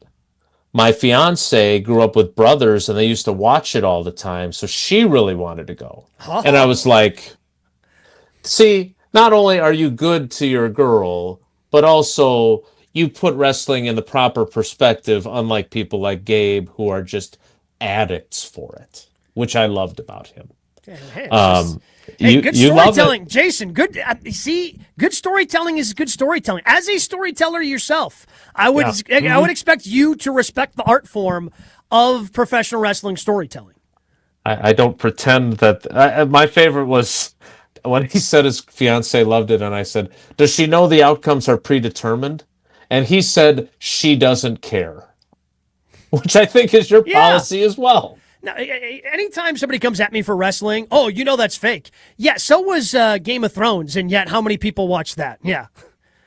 It's a TV show just like anything else, Jason. It's just a TV show like anything else. It is, and it's like anything, as Mike McCarthy would say. Everyone enjoys different things. I personally enjoy our relationship with Steinhoffels. They've been with us from the very beginning of this show, and they are with us for our 10th anniversary, and they're with you if you need a better night's sleep, because now is the perfect time to shop at Steinhoffels. For a limited time, get a free foundation with any qualifying Beautyrest mattress purchase. Queen Beautyrest mattresses start at just $1,499, or you can upgrade to the luxurious Beautyrest Black King adjustable base set and enjoy $500 in instant savings. Plus, with 60-month financing, it is easier than ever to bring home the comfort you deserve. Visit your nearest Steinhoffel showroom. There's one right here by Lambeau at Bay Park Square, or shop online at steinhoffels.com. You know what I always say? Relax! It's Steinhoffels. More with Gabe Neitzel, our cousin sub of the day. It's Wilde and Tausch. This is Wilde and Tausch, presented by Pella Windows and Doors of Wisconsin. Call today, 855-PELLA-WI, and online at PellaWI.com/radio.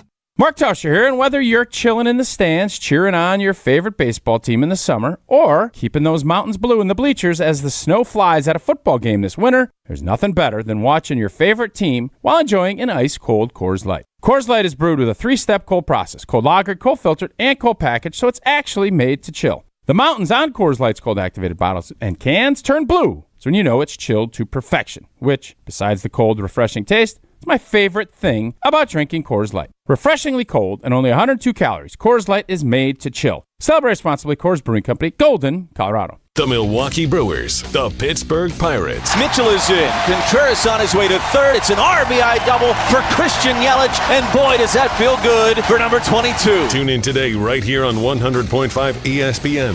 When you've been injured, you need a winning team on your side. Gruber Law Offices will fight for the results you deserve. Call Gruber Law Offices today, a proud partner of your Milwaukee Brewers. One call, that's all. Get ready for the ultimate Saturday night at Hard Rock Casino Rockford. Join us for the all-new Queen of Hearts drawing at 4, 6, 8, and 10 p.m. This is your chance for royal glory.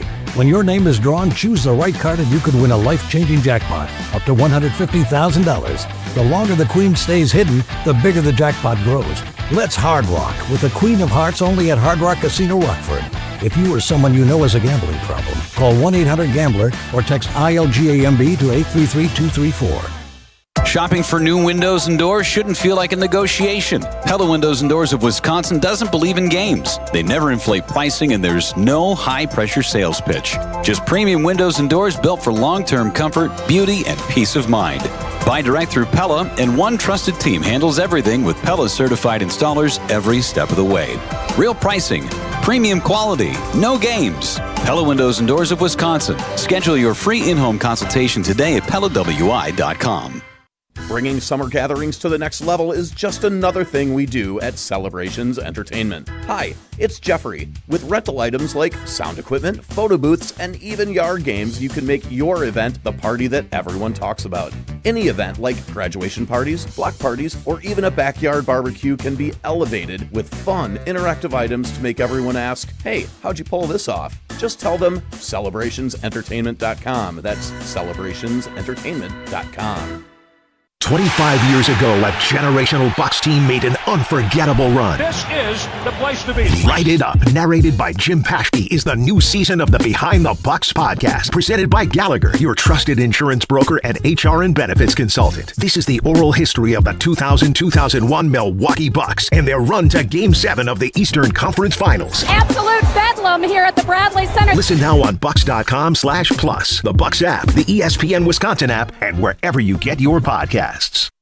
Buying a new vehicle should be exciting, and that's what Simden Chevy in Mount Horeb aims to do. That's why they vow to give you the better buying experience. Jim Rutledge here. I've had 3 better buying experiences at Simden Chevy in Mount Horeb, and I keep on going back because the experience and the Chevy is fantastic. So if you're looking for a buying experience you're going to want to repeat anytime you need a new or new-to-you vehicle, I recommend you make the short drive out to Simden Chevy in Mount Horeb, because you're only minutes away from a better buying experience at Simden Chevy in Mount Horeb. I love a good competition, especially when it brings together some of my favorite things. UW Credit Union, Wisconsin sports, and some friendly trash talk. Mark Tauscher here, and it is my pleasure to introduce you to the inaugural UW Credit Union Games. Watch Wisconsin student athletes from various sports go head-to-head until we crown the ultimate winner. Follow along on the ESPN Madison YouTube channel and all of our social media platforms. UW Credit Union, here for every you. Hey, it's Rich Eisen. Keep it right here after Wilde and Tausch, and join us for the Rich Eisen Show on ESPN Wisconsin and the ESPN Wisconsin app.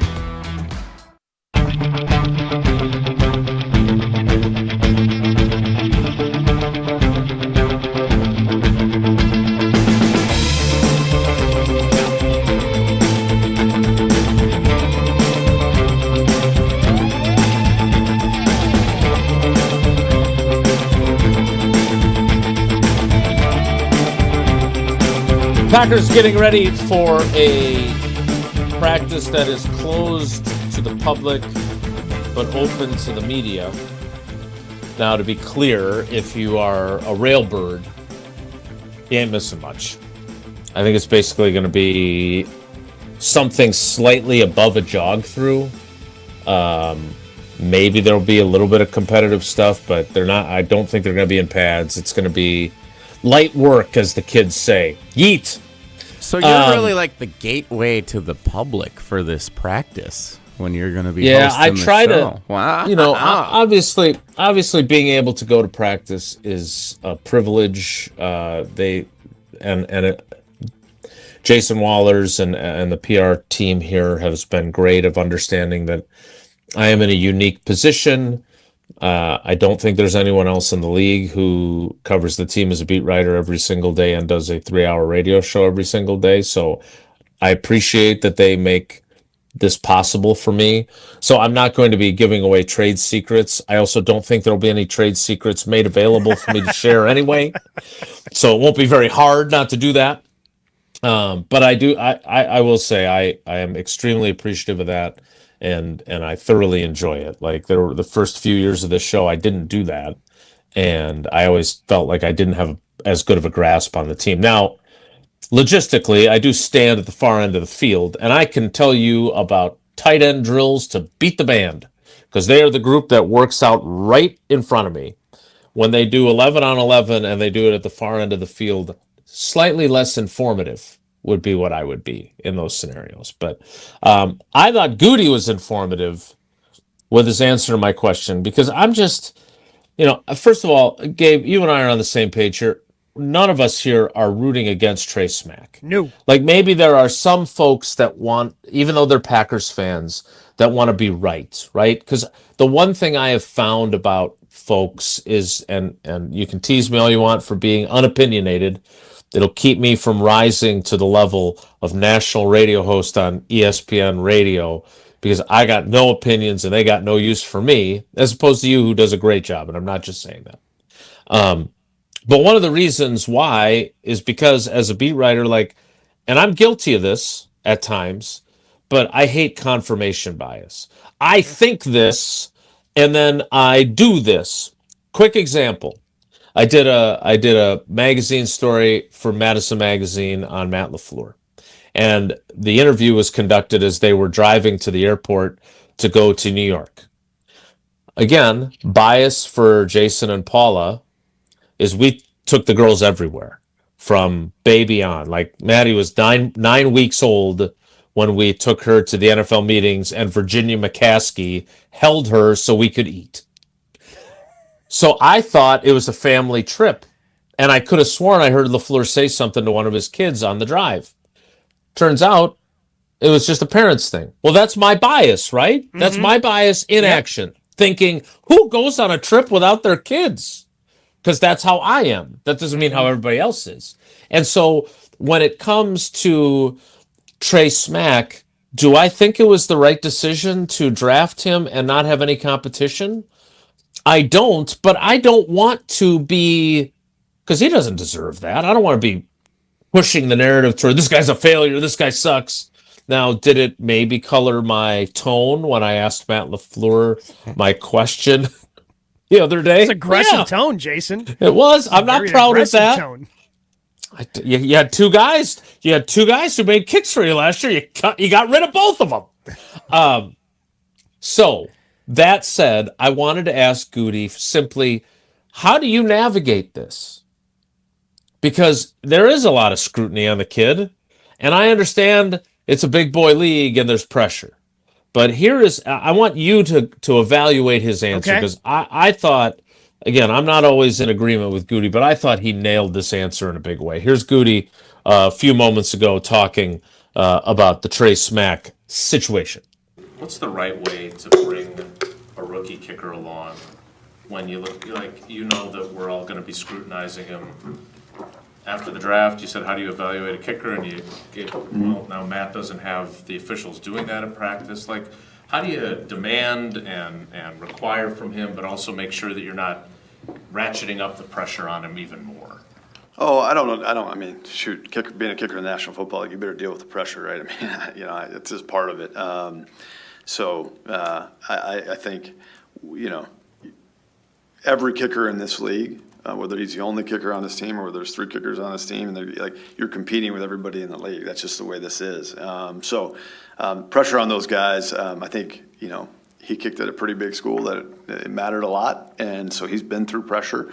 He'll continue to go through it, and I think if you're going to kick in this league, you kind of have to deal with that. And so, I think certainly I know you guys have seen times there's ways coaches and things do things to try to ramp up the pressure in practice to kind of see how they handle those kind of things. I'm sure Matt will do some of that, but I don't think you can avoid it. I don't think you can soften it. I think it's just something you got to go through, and you got to earn it. I love that answer, Jason. Mm-hmm. Now, leads to more questions for Matt LaFleur, because the thing about LaFleur asking the official not to signal whether it was good or not. Let's say Trey Smack, what has he been in practice so far? 9 of 14, Jason? In the technically 8 of 13. Okay, I think. So 8 of 13. If he was 12 for 13, is Matt LaFleur going up to the official and going, hey, can you not do that? He's not. So LaFleur's trying to protect him from something that Goody says doesn't exist, because that pressure is going to be there regardless if you or the fans in attendance or whoever else knows whether or not the kick was good, but also you have eyes, and chances are you're going to be able to see if the kick was good or not. Mm-hmm. I guess it all depends upon the angle you're at when you're attending practice, but I just don't understand that, because for the people who accuse, and I hate the accusation, I hate it when people do it, but because I think it gets thrown around too much. The word soft. This is soft. Totally. This is actually something that's soft. Like, you're trying to protect your kicker from something that you can't protect him from. Mm-hmm. Like, if the scrutiny's going to come, you got to let the scrutiny come because the pressure's there. And if your kicker can't handle this scrutiny, guess what? He's not going to be able to handle it when you're taking on the Chicago Bears at Soldier Field in the middle of January and your playoffs and your season are on the line. Like, if you can't handle an official telling the crowd in attendance at a practice if a kick is good or not, and look, this has nothing to do with Trace Mack. Like, I don't know if Trace Mack can handle that pressure or not. I'd like to think that he can handle that pressure, but you're also dragging Trace Mack into this by doing that if you're Matt LaFleur. Like, by trying to protect him, it's having the opposite effects of what you wanted by telling the official not to do that. It's just a massive mistake. And for somebody who wants to defend Matt LaFleur, the way I have to listeners and so many of my friends, like, this is indefensible because whether or not it's the holder and he didn't hold it the way that Cam Acord was describing yesterday at his media availability, kickers are judged on one thing. It's the rare thing in football. There's so much nuance in football. There's so much gray area in football, except for when it comes to one thing. Did you make the kick or did you miss the kick? And that's what kickers are judged on, as Goody demonstrated. So by trying to protect your kicker from that, by trying to hide something that people still can see, like, I don't know what you're trying to accomplish there. I don't know what the point of it is. I don't either. I think it's Matt trying to alleviate some of the pressure and some of the scrutiny. And, I hate the word soft too, because first of all, like, all these guys, I mean, first of all, I have no place to be calling anyone soft. I think we play the clip in the intro for me when I joined your show, Homer's Vince Lombardi or LaFleur's Vince Lombardi compared to me. But I understand because I want to do whatever I can to help people, whether they're related to me or people I've coached or whatever. I want to do whatever I can to help them succeed. And if I truly believe that making it more difficult for the Wildes and the Hubers and the Domofskis of the world to figure out if the kick went through or not is helping him, I would probably do it too. I just don't see it as helping him. Like, first of all, we've already figured it out. Like, we have somebody stand where he's actually kicking from so we get the yardage distance, and then I the other end, so I am behind the goalpost so I can see whether it went through or not. Boom. Problem solved. Like, you're not dealing with... What an intricate plan. I mean, how long did it take you guys to get together and come up with that, Jason? I mean, that was it's probably a day and a half.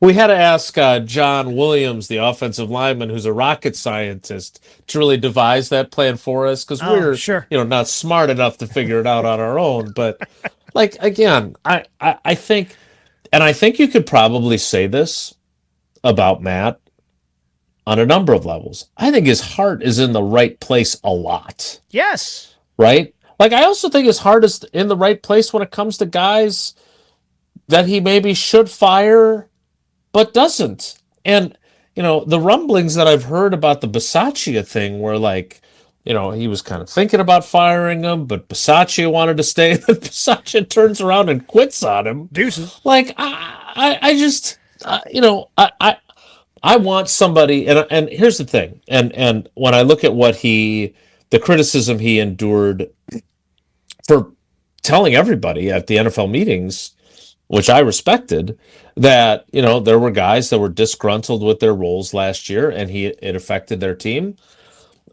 That's a function of him trying to make everybody happy. Yeah, and he can't do that. 100%. But what I appreciated about those comments, Jason, is that he owned them. Like, hey, we can be better than that. Like, we have to do better. Like, if this was a reason that, whether it's a 25% reason that you struggled last year or a 0.5% chance, hey, this is something we need to correct. And I think him and Goody have done a good job of correcting that. I mean, well, I guess we'll see as the season continues to play out if guys know what their roles are. And if you're not happy with your role, like, you got to be able to have that conversation with your head coach, your coordinator, or position coach, or whomever. But what I appreciated about those comments was, yeah, that sucks that happened last year. and you are responsible for that. But I appreciate you recognizing that it was an issue, owning up to it, and coming up with a solution for 2026. Right. No doubt. And I like the fact that he not only owns it, but like he came out and said, like, we have to be clear. Like, he had a concrete example of how he has to be better. Mm-hmm. We have to articulate to these guys more clearly, this is your role. And if you don't like it, too blank and bad. Yeah. Do something about it or accept it. One or the other. But don't complain about it because we're done with that. Mm-hmm. So, again, I don't know how it'll play out, but that I thought was a step forward. And again, I don't know how difficult it will be to keep guys happy. There's fewer wide receivers to keep happy. I know that. And I do find myself wondering, and I wasn't going to ask Goody in a press conference if this was the case, but I do find myself wondering if you look at the list of people that no longer play here and the people that were disgruntled and how many of those, whether those two circles, that Venn diagram, how many of that overlaps. Yeah, how much of that is just a circle instead Yep. of a Venn diagram? All right, Jesse and Gabe are going to give you a little sneak peek of our upcoming 10th anniversary show on Saturday while I walk down to practice. But before I depart, I'm going to remind you about Associated Bank. And, Jesse and Gabe were talking about Yelich and the Brewers. Look, Associated Bank's basically the bank of sports, right? Bank of the Badgers, you get Badgers checking. Bank of the Packers, you get Packers checking. And, of course, with the Brewers, you get Brewers checking. And all the great perks that come with it, from 20% off the Brewers team store to 50% off select game tickets to discounts on your registration for the Brewers Baseball Academy or for the famous Racing Sausages 5K and 10K. And, of course, getting in to the stadium more quickly by using the Associated Bank gate at AmFam Field. All those perks and the best customer service in the industry. They've got the awards to prove it. So go to associatedbank.com/Brewers to find out more. More Wilde and Tausch with Gabe Neitzel as our cousin sub of the day. Next, it's Wilde and Tausch. This is Wilde and Tausch, driven by Zimbrick Chevrolet in Sun Prairie on 100.5 ESPN. See their full inventory at ZimbrickChevrolet.com. Life's better with American Family Insurance because we know you love working weekends. If it means working on your dream home, both inside and out. And we're here to help protect those dreams so you can enjoy peace of mind. Save up to 40% when you bundle home and auto. American Family Insurance. Get a quote and find an agent at amfam.com. Products, pricing, and availability vary based on the way you purchase insurance and by state. Some exclusions apply. American Family Mutual Insurance Company, SI, and its operating companies, 6000 American Parkway, Madison, Wisconsin. ESPN Wisconsin celebrates Wilde and Tausch's 10-year anniversary, presented by Steinhoffels. Our very first guest, Aaron Rodgers. Give us an over-under on what number would you set for how many shows we do together? Daily, 52 weeks in a year. I'm going to say you do about 230. Wilde and Tausch's 10th anniversary is also brought to you by Sendix, by Outdoor Living Unlimited, by Gruber Law Offices, by UW Credit Union, and by Events by Design. Chevy is called the heartbeat of America for a reason, and Silverado keeps its rhythm. You feel it in the Turbo Max engine with best-in-class standard torque, an available Z71 off-road package that keeps you rolling when the road turns rough, and the most functional truck bed with best-in-class cargo space. They're trucks that work as hard as you do, so you can do more of what you love without missing a beat. See your Badgerland Chevy dealer today. Based on latest competitive information, excludes other GM vehicles. Every tailgate has one. One person who brings the grill. One person with the long games. One who's convinced this is the year. But everyone's favorite, the one who shows up with the carbless. Handcrafted premium cocktails with bold flavor, 0 carbs, 0 sugar, just 100 calories, and gluten-free. No mixers, no mess. Just crack one open and enjoy. This football season, make Carbless the MVP of your cooler. Find your bliss at drinkcarbless.com. This is Aaron Brown, owner of Siding Unlimited with my brother and business partner, Eric Brown. Siding Unlimited is Madison's choice for siding, windows, roofing, and doors. Siding Unlimited delivers on expectations because our experience, integrity, and craftsmanship come through on every project. For new siding, windows, roofing, and doors, call 608-220-0005 or go to sidingunlimited.com. Great baseball players are built in the offseason, and the work starts this fall. GRB Academy offers group training programs designed for serious players of all ages and skill levels. Build a stronger all-around game with position player training, develop your arm in the fall pitching program, or improve behind the plate with youth catching. Plus, take your swing to another level with offensive power development. Find the program that fits your goals and register today at grbacademy.com. That's grbacademy.com. Bryce Clark is co-owner of Capital Lock, a growing business here in Madison. They implemented a workflow automation solution from James Imaging Systems, your local business technology partner.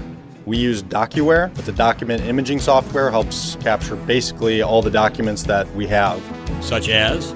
We primarily use it for accounts payable and accounts receivable, pretty much anything relating to our sales or payments side of accounting. And Bryce, the impact of the DocuWare software solution from James Imaging Systems? It's nice that we can scan in a document and now anybody can just look up that document number and we can find that piece of information. The overall business benefit for Capital Lock? It's made us wildly more efficient, especially me. AI-driven workflow automation, security enhancements, and digital transformation from James Imaging Systems, your local business technology partner. Call 608-221-3457 or visit jamesimaging.com. Is this the turning point for Luke Fickell? We want to be a tough, nasty, and disciplined football team. And the ones that want to be about that are the ones that are here. Find Fickell's full interview with Wilde and Tausch, available on the ESPN Wisconsin app.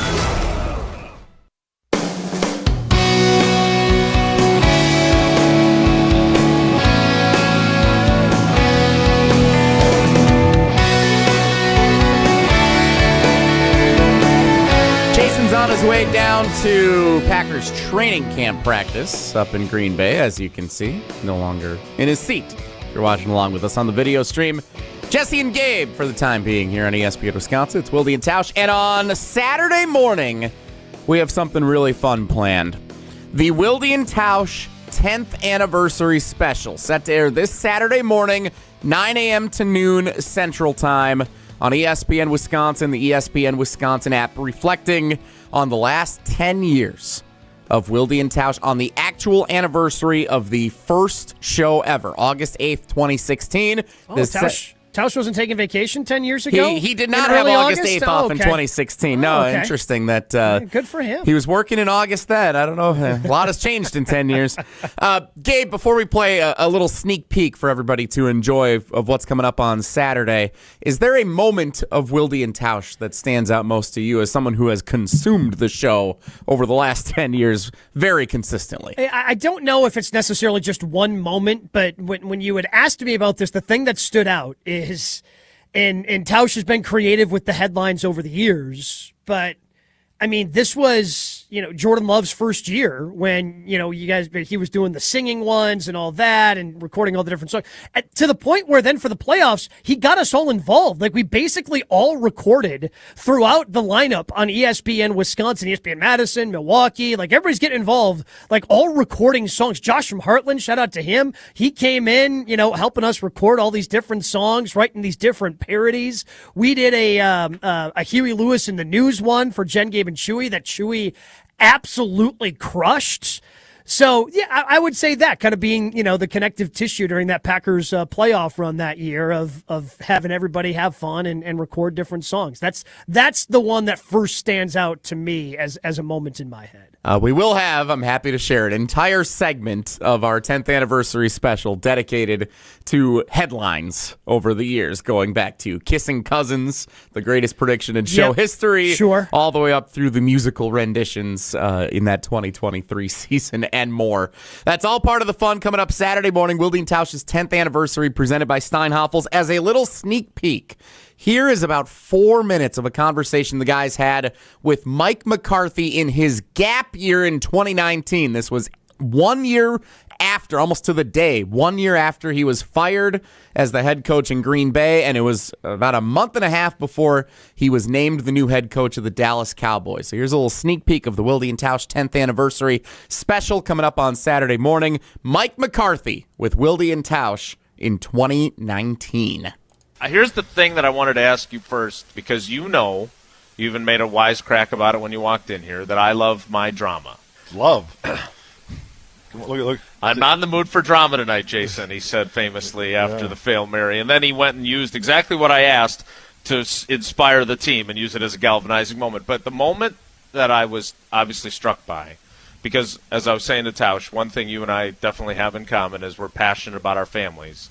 You did get emotional when you said that your family needs this and it needs for you to coach again. And I didn't understand what it meant, though. I understand why you got emotional, but why do they need it? No, I mean, rightfully so. I think the answer to that question was a lot deeper. And I think really the real message is, and frankly, hey, this is not the toughest thing the McCarthy family's ever had to deal with. So let's make that clear. Right. This was a moment in our family history that you go through adversity. It's change.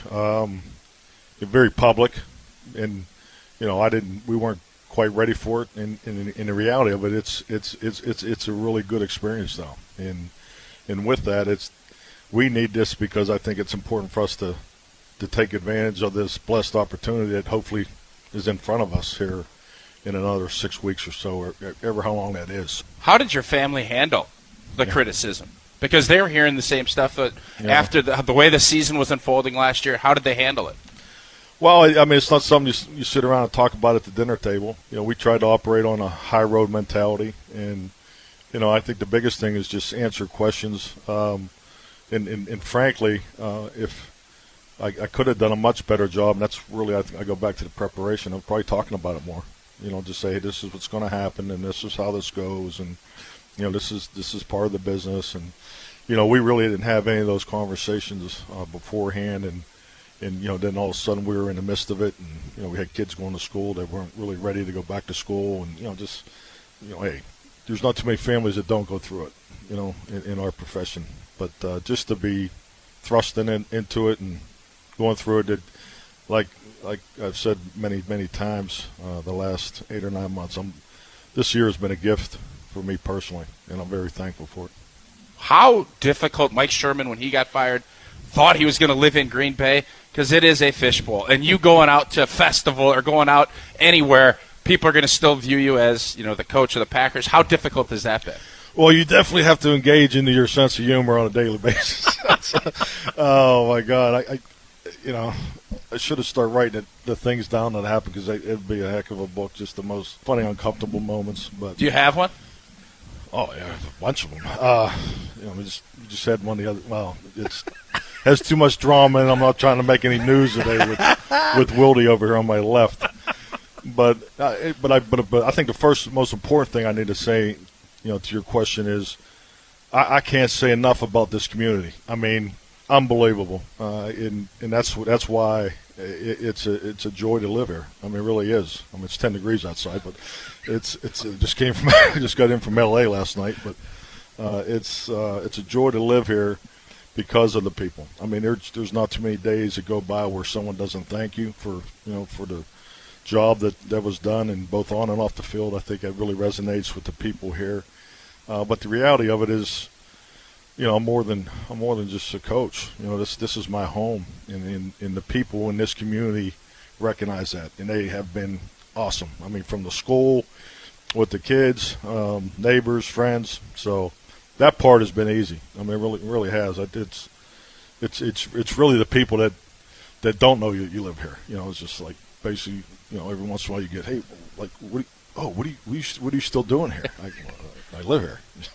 So are they? Is it rare that someone who would have the guts under the cloak of anonymity of social media to criticize you, that they actually say anything negative to you in person? Has it happened at all? I don't want to promote it, but I really haven't had any. Well, that's good. Negative moments. I had a negative moment walking out of a basketball game, but it was more had to do not that game, but they didn't like the outcome of the game, and we didn't win too many games last year, so I just kind of rolled with it and kept walking. So, yeah, but that's the only time we really haven't had any face-to-face negativity. So that's just a glimpse of what's to come on Saturday morning. Wilde and Tausch's 10th anniversary special presented by Steinhoffels. 4 minutes, a little bit more than 4 minutes there of Mike McCarthy from 2019 joining Wilde and Tausch live in Green Bay in person. That was also the day that I fed him expired creamer in his coffee, and I didn't have the nerve to tell him. Did you find out the results? Were there any he negative side got effects? the Cowboys job, so I assume everything went okay. I've never confessed that straight to his face, but he asked for a coffee with creamer in it, and I went and got him. We had like a Keurig there, and I made him a cup of coffee and then put the creamer in. I didn't realize it was kind of clumpy, and he was like standing over my shoulder. All right, awesome, thank you. And he took it. He was like, it tastes great. Okay. I wasn't concerned about long-term effects. I was talking about the next 24 hours, Jesse. Is that what I was concerned about? I never heard anything, so I assume everything went okay. But that was back in 2019. And again, lots to reflect on over the last 10 years of Wilde and Tausch. Some original content with the guys reflecting and looking ahead as well. So that's all set to take place Saturday morning, 9 a.m. to noon here on ESPN Wisconsin and the ESPN Wisconsin app. Wanted to give you a little sneak peek here this morning, looking ahead to Saturday morning, the Wilde and Tausch 10th anniversary special presented by Steinhoffels. All right, Jason Wilde joins us live from Packers training camp as the team gets back at it with family night tomorrow night in Green Bay. Jason rejoins the show coming up next. It's Wilde and Tausch. Is this a prove-it year for Jordan Love? Jordan Love's biggest flaw is his contract. He's always going to be closer to Dak Prescott as far as, man, this guy's good, but should he be getting paid that much money? You're listening to 100.5 ESPN and the ESPN Wisconsin app. Mark Tauscher here for Pizza Hut. I've been telling you for a while now how much I've loved Pizza Hut going back to the days when I was a kid participating in their legendary Book It program. Well, how's this for a throwback? Introducing Pizza Hut's Throwback Value Menu. Features their iconic personal pan pizza, just $3. And a medium one-topping original stuffed crust pizza for just $10. You asked for it, so they delivered. It's the Throwback Value Menu from Pizza Hut. Order on the Pizza Hut app or at pizzahut.com. Pizza Hut. No one out-pizzas the Hut. Rah. Pella Windows and Doors of Wisconsin present your Badger Minute. This Badger Minute is brought to you by Steinhoffels. Beauty Rest Queen mattresses start at only $1,499 or get $500 off Beauty Rest Black King adjustable base sets. Only at Steinhoffels. It's been widely reported that Wisconsin football received an influx of cash this offseason for roster construction. Offensive coordinator Jeff Grimes spoke Wednesday at the Badger Local Media Days, and he said the difference is noticeable. We're more talented and we're deeper everywhere. I don't like to spend much time talking about last year, but certainly one of the issues that plagued us was our depth. I think we're just in a way different place. More depth also often means more competition, which is something that we need. Pella Windows and Doors of Wisconsin doesn't play games, just straightforward pricing, premium quality, and trusted Pella certified installation. Visit PellaWI.com today. When you've been injured, you need a winning team on your side. Gruber Law Offices will fight for the results you deserve. Call Gruber Law Offices today, a proud partner of your Milwaukee Brewers. One call, that's all. Hi, I'm Dr. Joseph Henningsen with Stoughton Health Ortho Team Clinic. I specialize in joint pain and joint pain surgery, specifically hip and knee replacement, including second-time surgery for hip and knee replacement. Learn more at orthoteam.com. Tito's Handmade Vodka is America's favorite vodka for a reason. From the first legal distillery in Texas, Tito's is 6 times distilled till it's just right and naturally gluten-free, making it a high-quality spirit that mixes with just about anything, from the smoothest martinis to the best Bloody Marys. Tito's is known for giving back, teaming up with nonprofits to serve its communities and do good for dogs. Make your next cocktail with Tito's. Distilled and bottled by 5th Generation Inc., Austin, Texas. 40% alcohol by volume. Savor responsibly. 25 years ago, a generational Bucks team made an unforgettable run. This is the place to be. Light It Up, narrated by Jim Paschke, is the new season of the Behind the Bucks podcast, presented by Gallagher, your trusted insurance broker and HR and benefits consultant. This is the oral history of the 2000-2001 Milwaukee Bucks and their run to Game 7 of the Eastern Conference Finals. Absolute bedlam here at the Bradley Center. Listen now on Bucks.com/plus, the Bucks app, the ESPN Wisconsin app, and wherever you get your podcasts.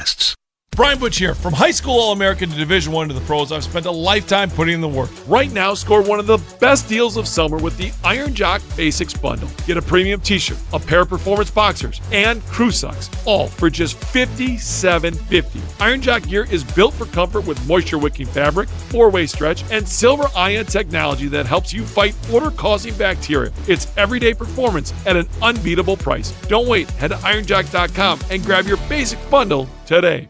Hi, it's Eric with Canopy Wealth Management. Taxes are intricate, and even smart savers can unknowingly work against themselves without a clear tax strategy. At Canopy, we help you assess your options and you make more intentional decisions with your money. Small adjustments today can lead to meaningful differences in your long-term financial future. At Canopy Wealth Management, care, competence, clarity is not just a tagline, it's our promise. Get started today at canopy-wealth.com. Paid for by Canopy Wealth Management. Canopy Wealth Management is registered as an investment advisor with the SEC. We've never seen anyone like The Miz. Swing and a miss. He struck him out. Strikeout number 11 for Jacob Mizorowski. Stand and applaud. You're listening to 100.5 ESPN, Madison's home of the Brewers.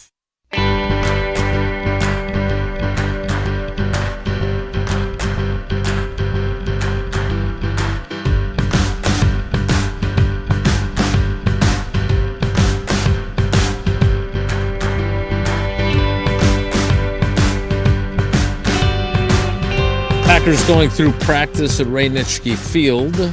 Fun to listen to that clip of Mike McCarthy on our show.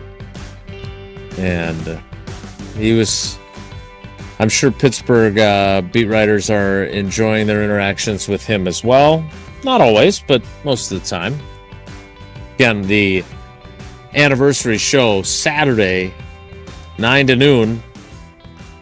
Across ESPN Wisconsin, and thanks again to Jesse. I know he had to work really hard to put that together, so that does not go unnoticed.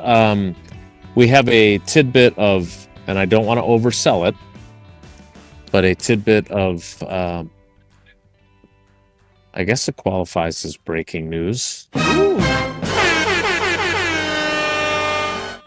Primarily because of the conversation we were having about Marshawn Lloyd earlier in the show. Okay. Oh, no. Josh Jacobs is not practicing today. It is due to a groin issue.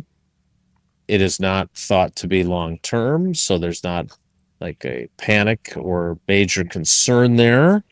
But this is exactly what we're talking about, Gabe. Yeah. Like, he is such an important piece of what they do. We know how vital he was to the offense 2 years ago when he ran for 1,300-plus yards. We know how problematic it was last year when he was hobbled for essentially half the season after that Giants game. And they just, the backup options don't feel particularly solid. One guy's on the NFI list. One guy they're treating with kid gloves. Two guys you don't know much about. And the guy that started one game and had a 100-yard game in Josh Jacobs' absence last year is currently with the Seattle Seahawks. So I don't know how you look at that any way other than your depth is a problem. And now Josh Jacobs, again, even though it's minor and even though he's just missing some practice time and where no one's concerned about his long-term health, doesn't appear they're concerned about his long-term legal situation either from everything I continue to gather as we have no clarity on that still. If it's not something minor, and if it is something problematic, Gabe, what the hell are they going to do? Is this running back situation, have we talked about it enough? Because I feel like the cornerbacks get a ton of attention, understandably so. I feel like the offensive line is really starting to gain momentum in terms of a topic of conversation, especially since camp has now started. Mm-hmm. Is the running back situation starting to become a not-so-secret issue for the Packers? Well, again, they've got, and I understand people were disappointed with his production last year. But Josh Jacobs is still a really good player. And if he doesn't... He scored 13 touchdowns, Jason. Correct. Okay, so his yards per carry was down. He didn't have 1,000 yards. He still was a guy... Well, first of all, I think that's also a product of the Packers not running enough offensive series, so there's not enough plays for everyone to get the stats that everybody likes to have when you're doing the counting stats thing. And B, when they got inside the 10-yard line, their best play was turn around and hand it off to Josh Jacobs to try to get him in the end zone. Mm-hmm. Exactly. So, you know what? Let's dive into that a little bit when we kick off the 11 o'clock hour, because I don't blame people for not fixating on it, but that's what makes today, minor though this may be with him, germane to our conversation, because it highlights what happens behind him when he's not available. We'll get into that. You've got to make sure that you've got yourself covered, whether you're an NFL coach or you're someone who's been injured in an accident. And there's only one call to make if you're one of those people, and that's the Gruber Law Offices. One call, that's all. 414-276-6666, 414-276-6666. And thanks again to David and the team at Gruber Law Offices for being so supportive of the show, not only from the beginning, but also as we celebrate our 10th anniversary. Gruber Law Offices, one call, that's all. We make the call to the 11 o'clock hour, and it begins in 2 minutes with Gabe Neitzel as our cousin sub of the day. It's Wilde and Tausch. Don't go anywhere. Another hour of Wilde and Tausch, presented by Pella Windows and Doors of Wisconsin, is coming up next on ESPN Wisconsin and the ESPN Wisconsin app. Mark Tauscher here for Chalmers Jewelers. And when it comes to gifts that actually mean something, I head to Chalmers Jewelers. My wife Sarah, she loves the beautiful custom jewelry they've made for her. And my daughter Eleanor has some special pieces from Chalmers as well. And what I appreciate most, they help you create something personal that'll last a lifetime. Engagement rings, anniversary gifts, or a one-of-a-kind custom piece. Stop by Chalmers Jewelers and tell Garrett and Devin that Tausch sent you. Chalmers Jewelers in Middleton and Madison. This is Derek Engler. You're listening to a Good Karma Brands radio station, 100.5 ESPN WTLX Monona, Madison. Broadcasting live from the Everlight Solar Studio, this is your Metro Kia of Madison Sports Center. Good morning, Madison and streamers everywhere. I'm Jesse Nelson. Sports Center brought to you by Ridgetop Exteriors, Wisconsin's premier roofing, siding, and window contractor since 2002. Visit them at ridgetopexteriors.com. The Milwaukee Brewers winners 4-2 last night over Paul Skeens and the Pittsburgh Pirates, and a couple of nice bounce-back performances for two Brewers in particular. First, starting pitcher Kyle Harrison on the mound goes 5 innings, strikes out 10, including 8 in a row at one point. Second best stretch in franchise history. Welcome back after almost a month between starts after going on the injured list. Harrison left the game after he came out for the 6th inning through one pitch, had cramps. Had to leave the game. He should be okay moving forward. Brewers do get the win in large part because Christian Yelich bounced back as well. A night after Pat Murphy had to call out fans for booing Yelich at the plate, he had 2 hits, including an RBI double off of Paul Skeens that got the scoring started for the Brewers last night.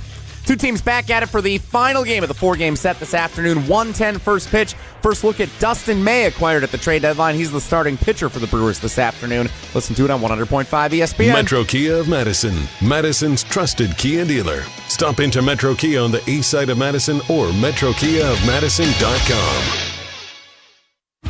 3-time Wisconsin Sports Writer of the Year, Jason Wilde. Joining us now is the Green Bay Packers' new head coach, Matt LaFleur, on Wilde and Tausch. Packers Hall of Famer Mark Tauscher. Matt LaFleur, Matt Nagy, and Matt Patricia. Who is the most famous non-NFC North head coach not named Matt? No, I'm sorry. Broadcasting live from the Everlight Solar Studio at ESPN Madison. Who is the most famous non-NFC North head coach named Matt? Matt Damon, Matt Ryan, somebody else. And celebrating 10 great years on ESPN Wisconsin. Can you repeat that question? Sorry. This is Wilde and Tausch, presented by Pella Windows and Doors of Wisconsin.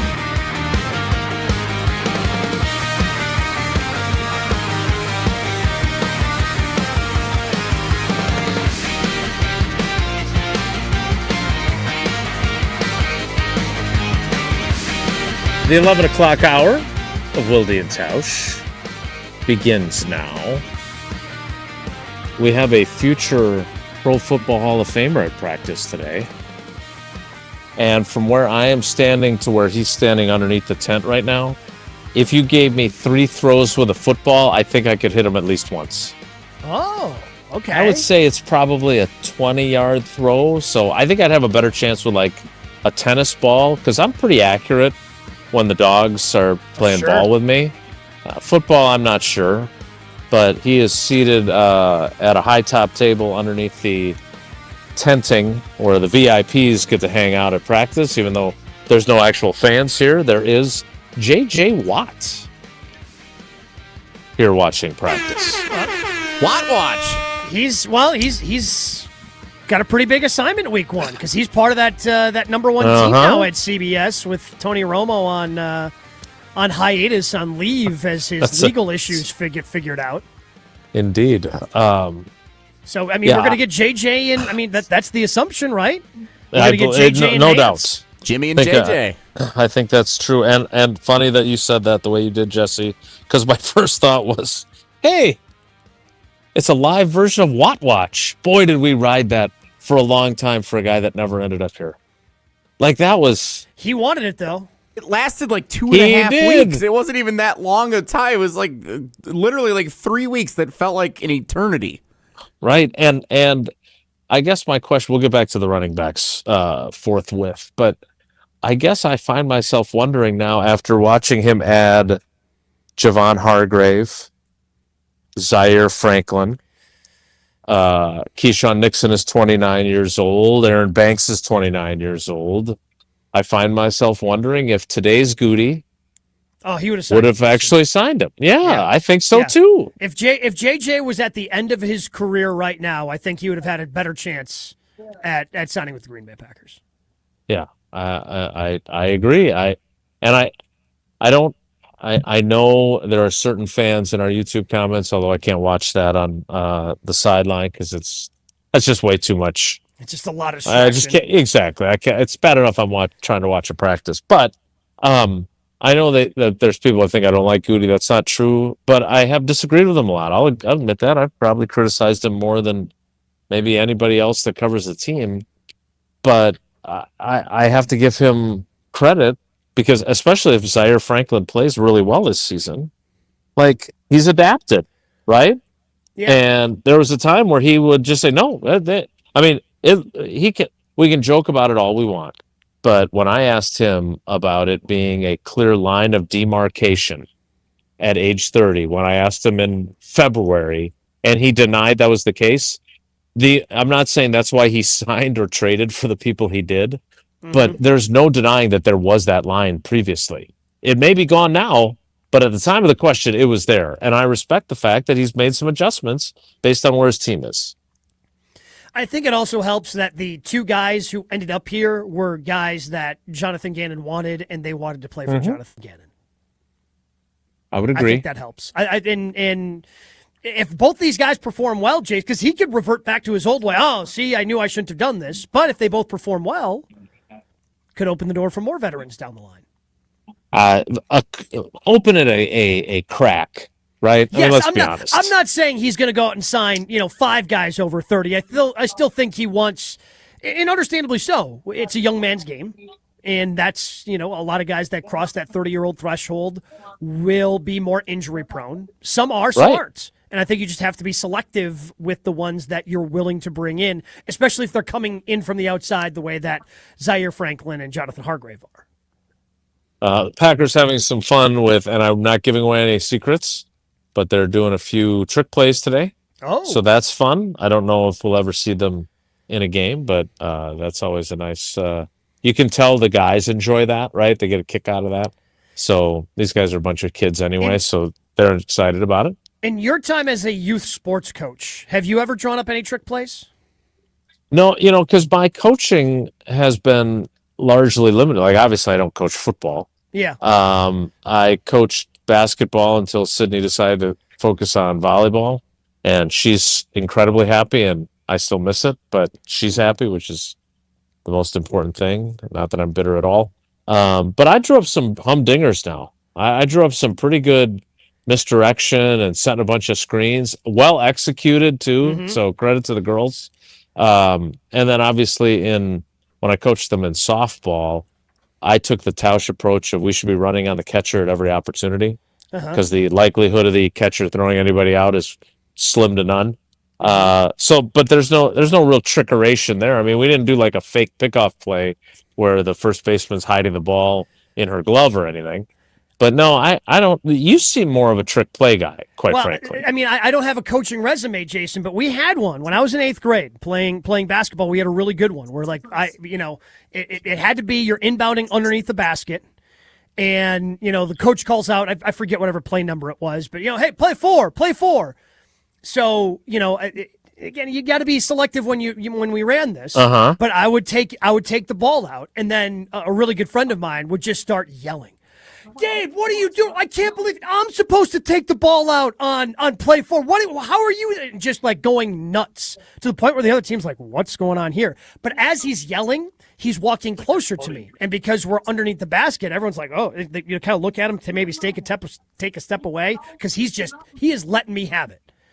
And then I just throw it to him and he lays it up and in. Boy, you are clever. Play 4. How many times did you run the play 4? I mean, it was probably only 2 or 3 times, but it worked every time.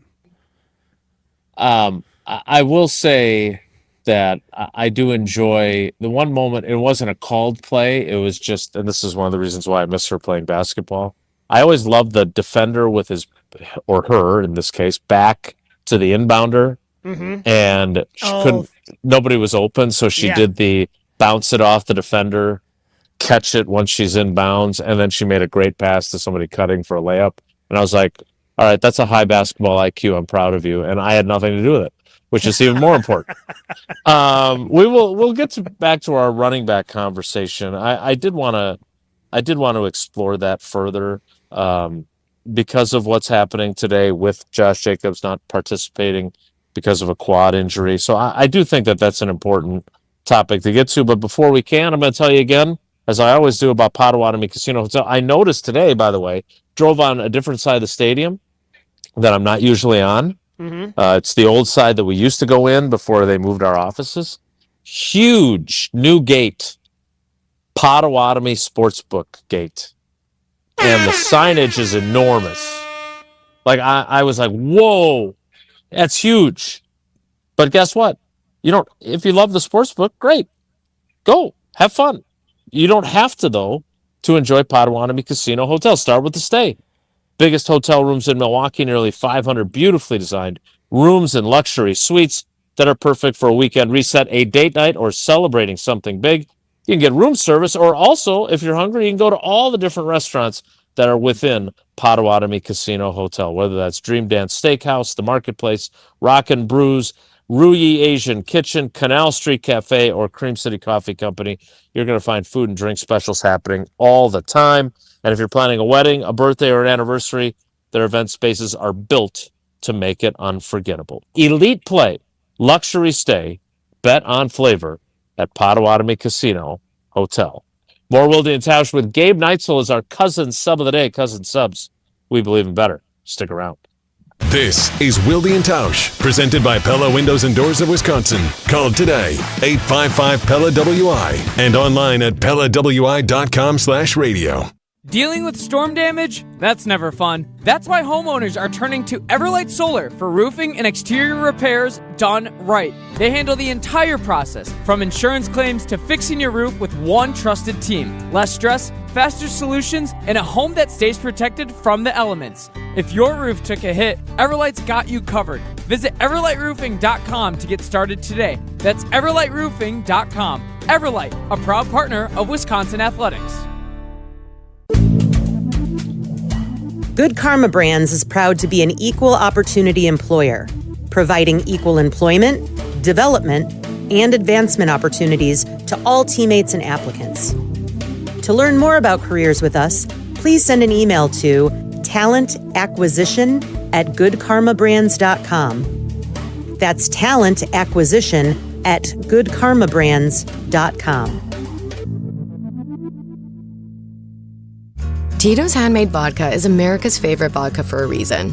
From the first legal distillery in Texas, Tito's is 6 times distilled till it's just right. And naturally gluten-free, making it a high-quality spirit that mixes with just about anything, from the smoothest martinis to the best Bloody Marys.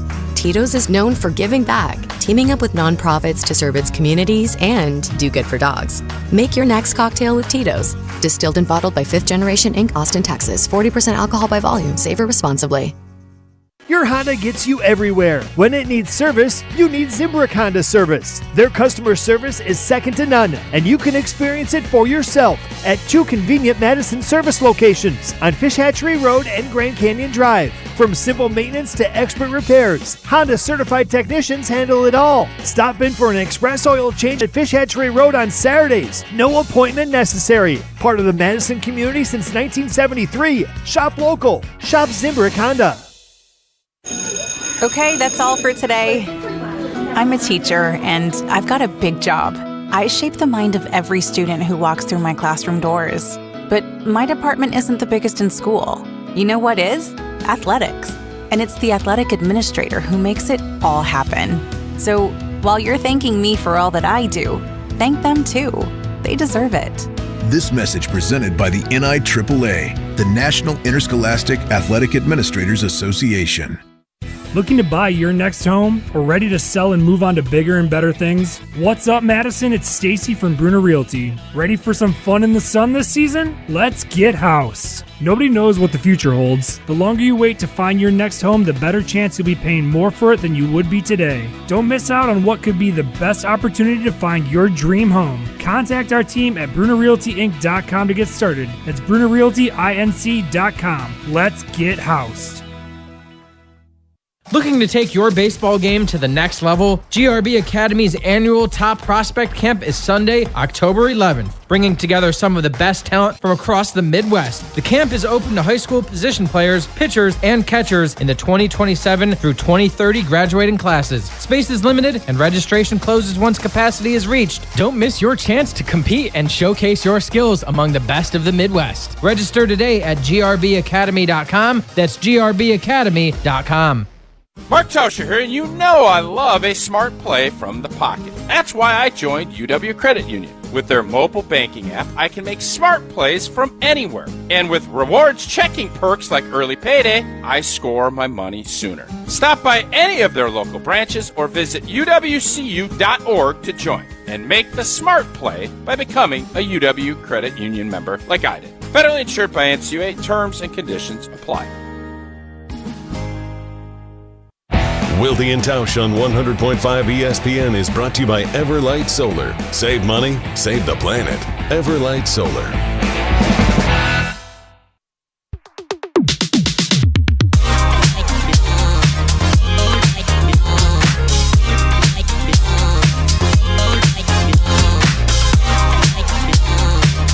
Packers practice continues at Rainitsky Field.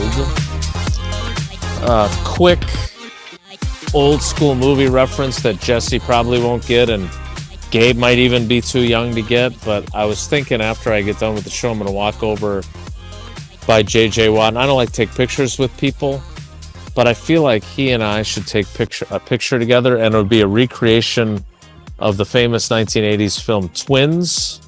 I'd be Danny DeVito and he'd be Schwarzenegger, like short little fat guy, and then obviously this gargantuan former NFL player and future Pro Football Hall of Famer. He is a big human being. Holy, well, is it because you're both JJ? Could be. Well, we'd have I was trying kinship. to figure out the twins thing because what the kinship would be there, but I think the JJ thing would be the natural connection. Yeah, right? and recreating that kind of an image, because I think we'd nail it. I would also add that because I'm around players every day in the locker room and I talk to them, like Evan Williams, for example, is the same height as me, but he's obviously slightly more athletic and in slightly better shape. Not much. I mean, not much. It's close. Yeah. It's a 2-horse race. But like when JJ walking past all the other normal sized humans, you're like, okay, yeah, he's a giant, right? Whereas in the locker room, you're kind of surrounded by all these giant guys, so you don't really think of it that way. Man, there's some. He's a great player. He earned every accolade he's gotten. So is his brother. But the genetics aren't necessarily hurting him either. No, it'd be nice to be that tall. But then the crazy part is, Jason, like the athletes, they don't necessarily get wider, but they get taller. Because one of my favorite pictures I've ever seen is when Myles Garrett, when he was still playing for the Browns, went to a Cavs game in which Steph Curry and the Golden State Warriors were in town. And he's sitting courtside, so Curry goes over to talk to him, and those two are eye to eye. And Stephen Curry's looked at as this, oh, man, he's kind of short. Can he make it in the NBA type of guy, right? And him and Myles Garrett are somehow the same height. And obviously, Myles is a lot wider and a little bit stronger, but in terms of the heights, like, they are standing there talking eye to eye, which is crazy. That is a great reference. Enough about J.J. Watt.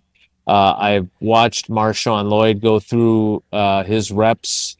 They've got a guy that was on the practice squad last year, Pierre Strong, who's getting some work. Again, I think they're wearing the spider shoulder pads, not real shoulder pads, and then they're in shorts and helmets beyond that. But the options just feel so limited to me, Gabe. They just do. So while we were having this conversation, and I've been thinking, could they also potentially, and I'm not saying that they're going to give this guy 15 carries in a game, but could be part of the plan to split up some of these running back reps with what they currently have on the roster. Could that also be a way to just use Jaden Reed more?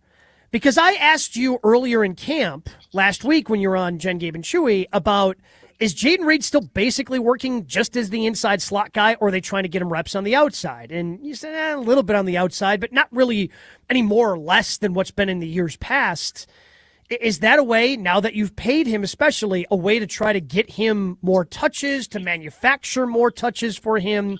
If you're not going to put him on the outside as a wide receiver, could you potentially move him around and line him up in the backfield, and that's how you kind of help get through this running back situation?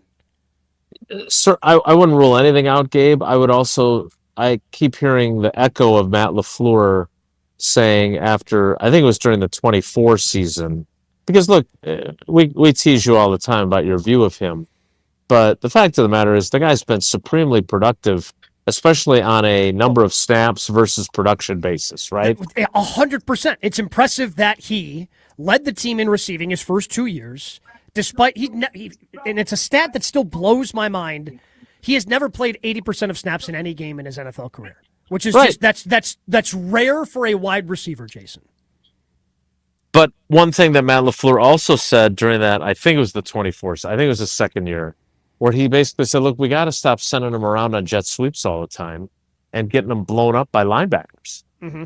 Like, we need to keep him healthier, and that means putting him in harm's way a little bit less. So let me throw someone else at you, and I got to give credit to Aaron Nagler, who made this reference, because I hadn't forgotten him because he had one of the greatest nicknames of all time and one that Rodgers appreciated using back when they were teammates.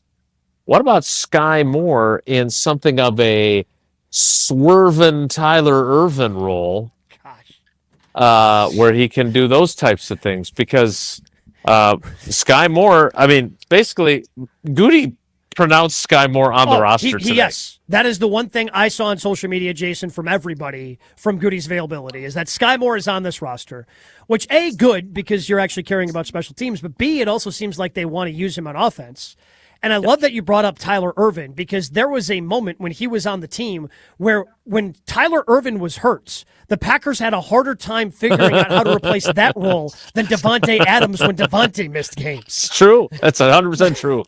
Which is still something I haven't been able to quite wrap my head around, despite it being true. So, and maybe those are some of the things when we talk about going back to year one, Jason, and we know how much Matt LaFleur does love the jet sweep. That hasn't moved, but having somebody like a Tyler Ervin, a gadgety type player in the offense, maybe that's something they see for Sky Moore. Okay, you're electric, and we definitely need you on punt and kick return, but how can we also make sure that, because you're taking up a spot on our 53 and we don't want just 4 specialists, punter, kicker, long snapper, returner, okay, can we make sure that we just keep it to 3 specialists and find you a role within this offense where you can have production when you're in there? Because let's be honest, he's going to be their 6th receiver, right? I mean, it's going to be the big 3. Yep. Which are obvious with Watson, Reed, and Golden. Yes. Then it's going to be Savion Williams and Bo Melton, Yep. and pick your poison there. Who's 4, who's 5, and then after that, they're going to keep a 6. There's been years where they've carried 7, but they're not going to. I don't think they're going to keep 7 if one of them is Sky Moore. I think he's the 6th, and he's probably going to play on offense when he's available because he's returning anyway. At the same time, I don't know how many gadget plays they plan on using him on, but he's definitely sturdier than Mecole Hardman was, right? Sure. And the fact that was the other person I thought of when Goody said that today. Like, he never came anywhere in the same vicinity of saying that about Mecole Hardman. Like, they never Did he ever say Mecole Hardman's name? I don't recall. That's a great question. Because look, like, there was this, hey, they finally got a guy with return experience. He'd won Super Bowls. I would argue they actually should have kept him around. There would have been value there instead of trying to put Matthew Golden back who never returned a punt in his life, ever in his life until the NFL, and Savion Williams on kickoffs, which the only time he ever did it was as a true freshman at TCU. Mm-hmm. Like, to me, Mecole Hardman probably would have been worth a roster spot. But again, he went to Buffalo, had a really big play there on a return, and he also got hurt. And I mean, he was wiry, as Tausch likes to say. Like, he did not look like a player that could be durable enough. And that's, I think, the story of his career. When he was healthy, he was a pretty good player for Kansas City. So again, I don't know what kind of production they'll get from Sky Moore, but it's certainly better than what they tried last year. And I know this. You bring up Savion. I mean, is Savion somebody they can use? I mean, I think he's more their sweeps, yes, but he could be. Somebody to line up in the backfield. Jason, just okay. We don't have Josh Jacobs in this game. We're obviously being protective of Marshawn Lloyd. Can we cobble together enough snaps with the players we have to get enough running back reps for all these guys, right? Like, I guess that's where my mind is right now is, okay, who on the roster can take 5 snaps lining up out of shotgun next to Jordan Love where they can still manufacture their way through a game if Josh Jacobs goes down right now? Yeah, he was billed to us as a Cordero Patterson type when they drafted him. Savion Williams was. Well, guess what? One of the many things that Cordero Patterson did in his career was lined up at running back. Yeah. So, yeah. I don't know why I went into like a Mike McCarthy there. You know what he did? He lined up at running back. I mean, it's just like anything, Jason. Cool. Mike, how big of a concern is facing Cordero Patterson? He always had to clarify who you were talking about. No, the other Cordero. Exactly. Because he would say the name. You're right. He would say the name back to you like in a question, even though he clearly heard the name. Randall Cobb? No. There's a question on the end of that. Like, there's an inflection going up. All right, we need to get Won't Nelly. Very, very, very frustrating. Jesse Nelson. Let me tell you about Wilde Legal Group. Yes, Wilde Legal Group. Because they specialize in estate planning, whether that's wills, trusts, probate, elder care, or special needs planning, customized, personalized experiences instead of the cookie cutter one-size-fits-all solution. I am now in the process. I kept putting it off. Then we got a great partner, and I still kept putting it off because it is an uncomfortable necessity. But finally, I've gotten my act together with the help of Ito and Kelly and the whole team over there at Walney. I need to make sure that Paul and the girls are taken care of if something bad happens. And I was irresponsible in that. So now I am less so in that group of 84% of people that don't have the proper planning documents. I'm still technically there because we're not done with the process. but I'm much closer than I ever was, and that's because of Walney Legal Group. You can get closer and get to that point where you're in the 16% of people who have all the current appropriate planning documents in place. Go to walneylegal.com. That's WALNY legal.com to find out more. And I just watched Marshawn Lloyd score a touchdown and then do a backflip. And of course, me and my little helicopter parent brain just hand the ball to the official. What happens if you throw that backflip and you miss it? You Cam Scattaboo it. Well, unnecessary risk, young man. That's what I'm here for. We get to Whoa Nelly and Jesse Nelson next. It's Wilde and Tausch.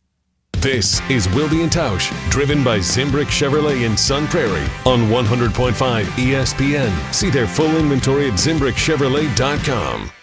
What life events have you experienced over the past couple of years? Well, maybe one is coming up. The sale of a company, death, divorce, a health crisis, or helping to pay for college or a wedding. Well, Annex Wealth Management has assisted clients with life events, but planning for them can make all the difference. Knowing what you own, why you own it, and how much you're paying for it is a big part of smart financial planning. Annex has an entire in-house team that works together so you can make informed decisions when life events come up. Click Get Started at AnnexWealth.com.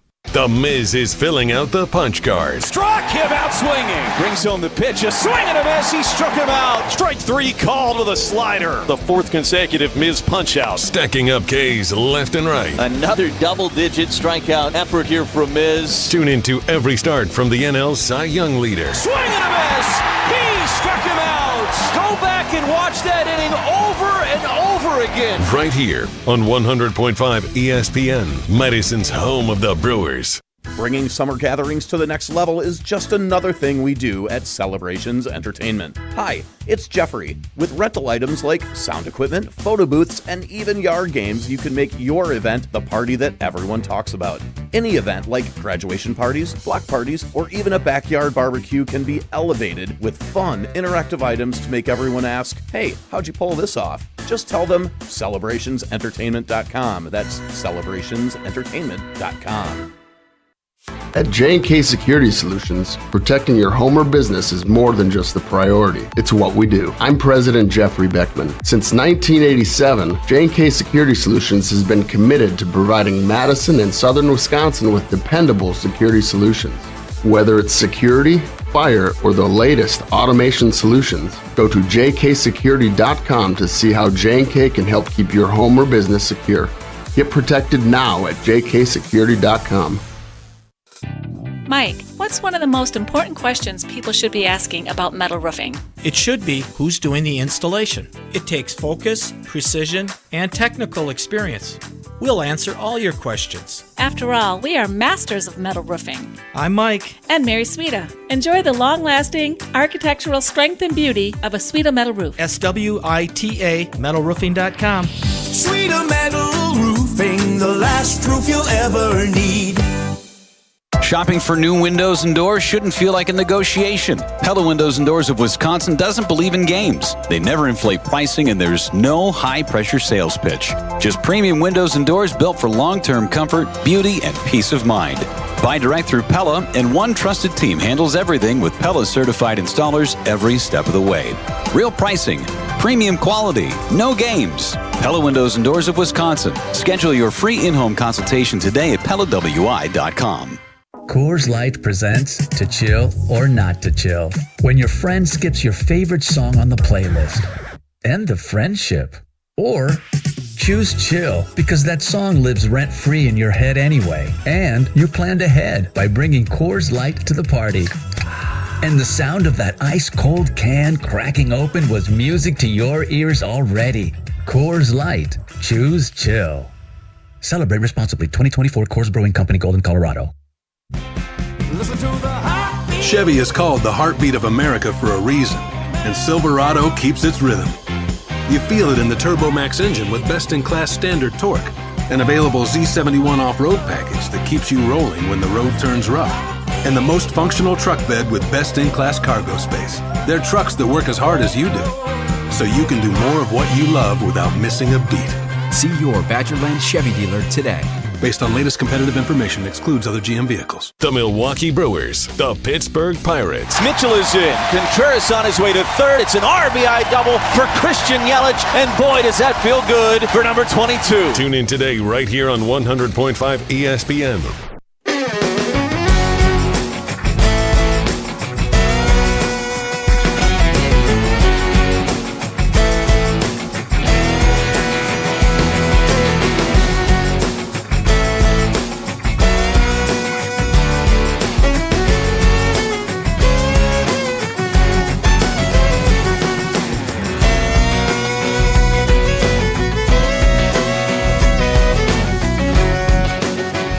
Packers back to some individual drill work. Only slated to go until about 12:15 today at Ray Nitschke Field. Time now for Wonelli. If the topic is good, the guys discuss. Just the other morning I had breakfast at Tracy Rocker's house. His mama brought out 15 flapjacks. He said, Mama, take back 5 of them flapjacks. I gotta stay hungry for the Crimson Tide. But if it's not, the show must go on. It's time for Whoa, Nelly! On Wilde and Tausch. Stefan Diggs appears to be on his way to join the Washington Commanders. Just wondering where he would end up this offseason if he was still going to play at all. Big deal, little deal, or no deal relative to the Green Bay Packers. Stefan Diggs joining Washington. Gabe? I don't look at this as that big of a deal because one of the older teams in the NFL just got older by adding an old wide receiver. They're not on the Packers schedule. I think they're going to have a hard time, as much as I like Jane Daniels making the playoffs with the Cowboys and the Eagles in that division. So as far as the Packers go, this should not be on anyone's radar of being any sort of big deal at all. I would tend to agree. By the way, I had a few people during the offseason suggest the Packers should contemplate him. I don't think so. I think that's just fine that he is not on this roster. Rob Domofsky just posted this tweet because I'm farther down the field and didn't see this interaction. But what did I just get done saying? Matt LaFleur had a smile on his face talking to Marshawn Lloyd after Lloyd did a backflip after a touchdown catch. Impressive as the flip was, guessing LaFleur would rather him not do it, especially considering Lloyd's injury history. Everyone knocking on wood that he's healthy. Exactly. And I can guarantee you... The Lou Brown with Willie Mays Hayes interaction. Nice catch, Hayes. Don't ever blink and do it again. Yep. Something of that nature. That's what I was thinking. That's what I'm picturing when you read that tweet. I'm gonna go out on a limb and say that there will be multiple people using that backflip in the lead of their stories about Marshawn Lloyd. Next. Whoa, Nelly! I'm going to bring something up that my dad will be ashamed of me for bringing up, and I'm not talking about Matt LePay. You should be used to it by now. Well, so Tier 1 no Tyler comeback at all. Did you notice that, Gabe? No comeback at all. It's because I'm... All right. Have you ever gone to a game and gone seat jumping? Not sitting in your assigned seat, bouncing around from spot to spot. Oh, boy. The son of a County Stadium / Miller Park usher. Oh, I can see where this is going. Go ahead. So Tier 1 Tyler and I had tickets in section 436 on Tuesday night. That's way up in left field. Almost all the way to the tarps off corner, which we had no interest in going to sit up there.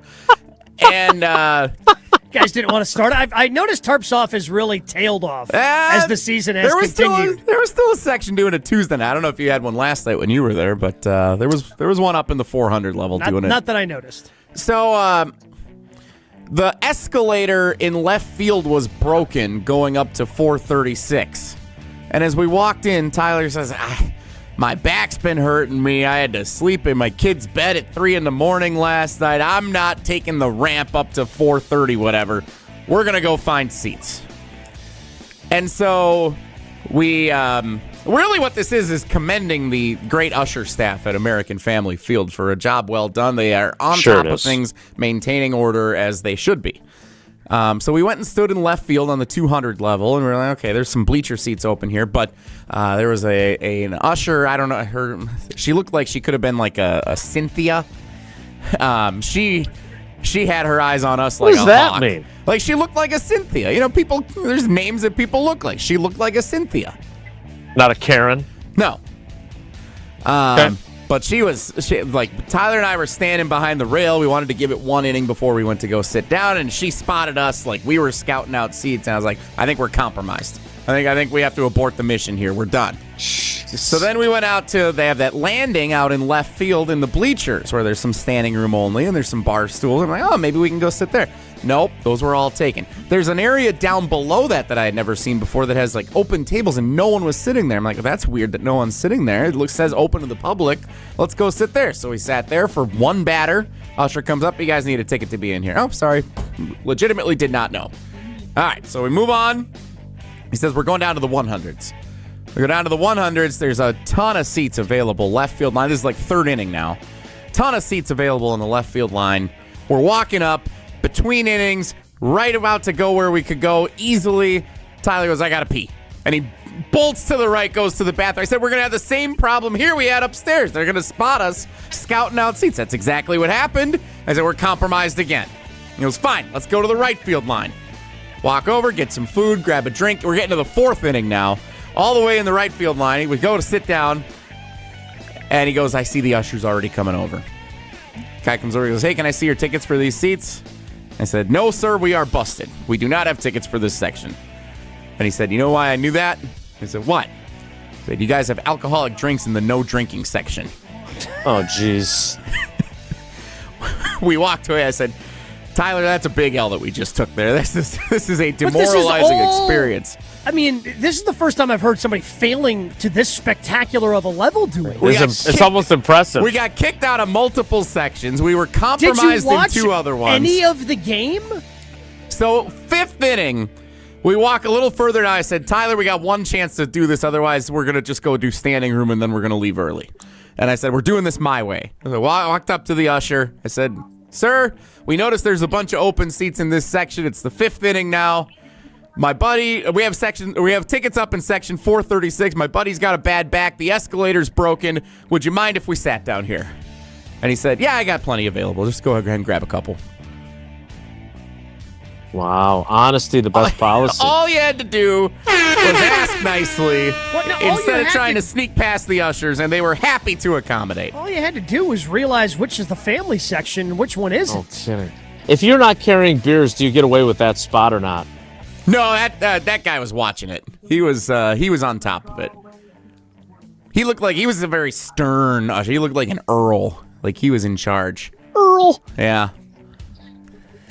Your execution sounds like it was very poor. That's what that sounds like to So, me. like, do people do this all the time? Like, because I used to laugh at the people that would walk up and immediately get kicked out back in the days when I was the son of Usher George. Sure. I never really did this because there's plenty of tickets available all the time. You can just, you can get tickets where you want to sit, and it's not really, that strenuous of an operation to try and do it. And usually, late in the game, 6th, 7th inning, they're like, whatever, go ahead, and if you want to move down, move down. It's the 7th inning.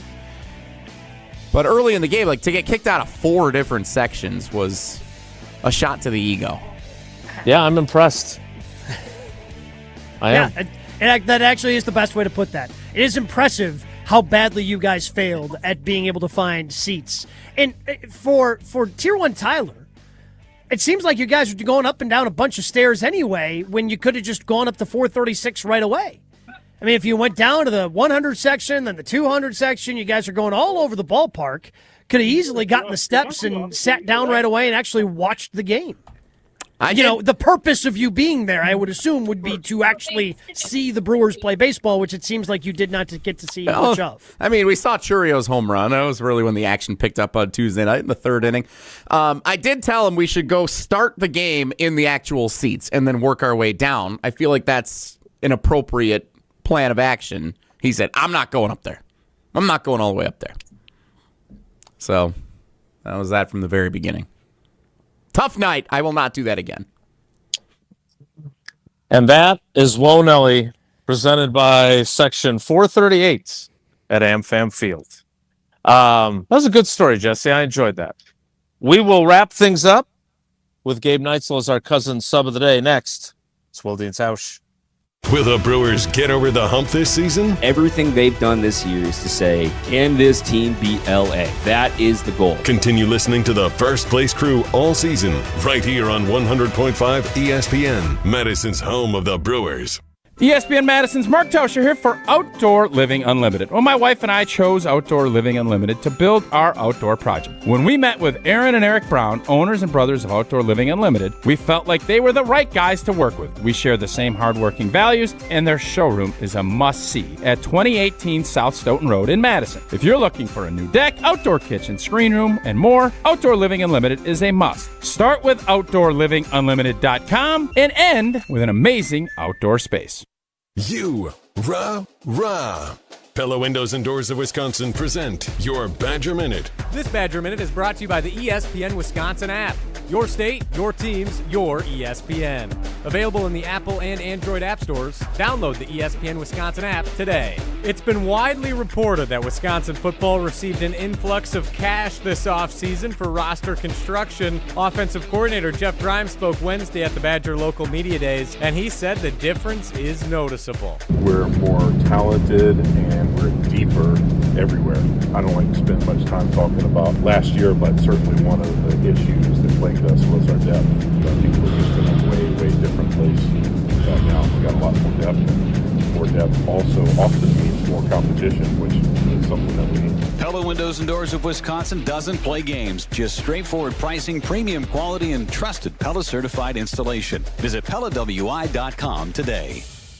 Since 1956, Hallman Lindsay Paints has been making paint in Wisconsin for Wisconsin. Because of their commitment to making great paint for Wisconsinites, Hallman Lindsay has grown over the years to 27 locations in this great state. Headquarters in Sun Prairie with a state-of-the-art facility, Hallman Lindsay has the paints you need to make your job better. From do-it-yourself to professional, Hallman Lindsay has paint for everyone. Visit one of their local locations today in Madison, Sun Prairie, Middleton, and Janesville. Life's better with Drive My Way from American Family Insurance, because we know it's more than just a car. It's your escape pod, your adventure mobile, your memory maker. And we help protect the dreams that drive you. Personalize what you pay for auto insurance and you could save between 10 and 35%. American Family Insurance. Get a quote and find an agent at amfam.com. Products, pricing, and availability vary based on the way you purchase insurance and by state. Unsafe driving behaviors may increase your rate. American Family Mutual Insurance Company, SI, and its operating companies, 6000 American Parkway, Madison, Wisconsin. It's nice to know some things are still made locally. At Chalmers Jewelers, your custom jewelry is designed and handcrafted right here by local craftspeople. No mass production, no sending your piece out, just real craftsmanship made right here in our community. Custom jewelry, designed locally, crafted locally, only at Chalmers Jewelers. Chalmers Jewelers in Middleton and Madison. At Gruber Law Offices, we take great pride in helping those who have trusted us after a serious accident. Our team has the knowledge, resources, and experience to get you the results you deserve. Don't wait to get the help you need. Make the right call. Call Gruber Law Offices today. Proud partner of Wisconsin Athletics. One call, that's all. Creating lasting impressions every season, every day. That's the Olson Toon landscaping difference. Since 1997, Olson Toon has been transforming outdoor spaces across Dane County. From landscaping and concrete to excavation and maintenance, they're your one team for everything outdoors, keeping your property looking its best year-round. With experienced professionals and a collaborative approach, every project is built around your vision. Ready to elevate your space? Let's get started. Head to olsontoon.com today. We've never seen anyone like The Miz. Swing and a miss. He struck him out. Strikeout number 11 for Jacob Mizorowski. Stand and applaud. You're listening to 100.5 ESPN, Madison's home of the Brewers.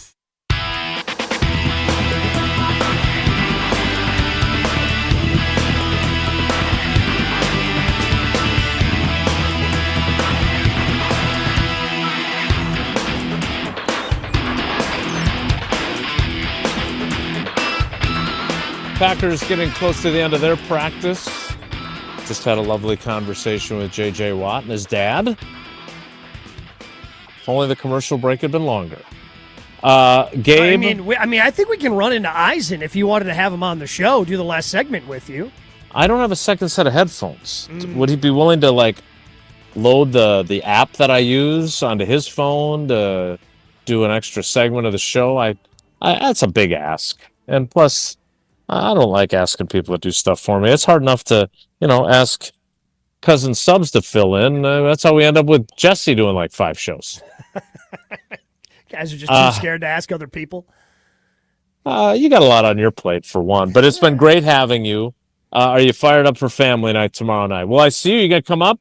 I know you love a good football practice. No, I will not be at family nights. May watch it live. I'm going to be in Madison hanging out with old friend of ours, Tom Lee, playing in his member guest at Blackhawk at his golf club. So may or may not be able to watch that one live.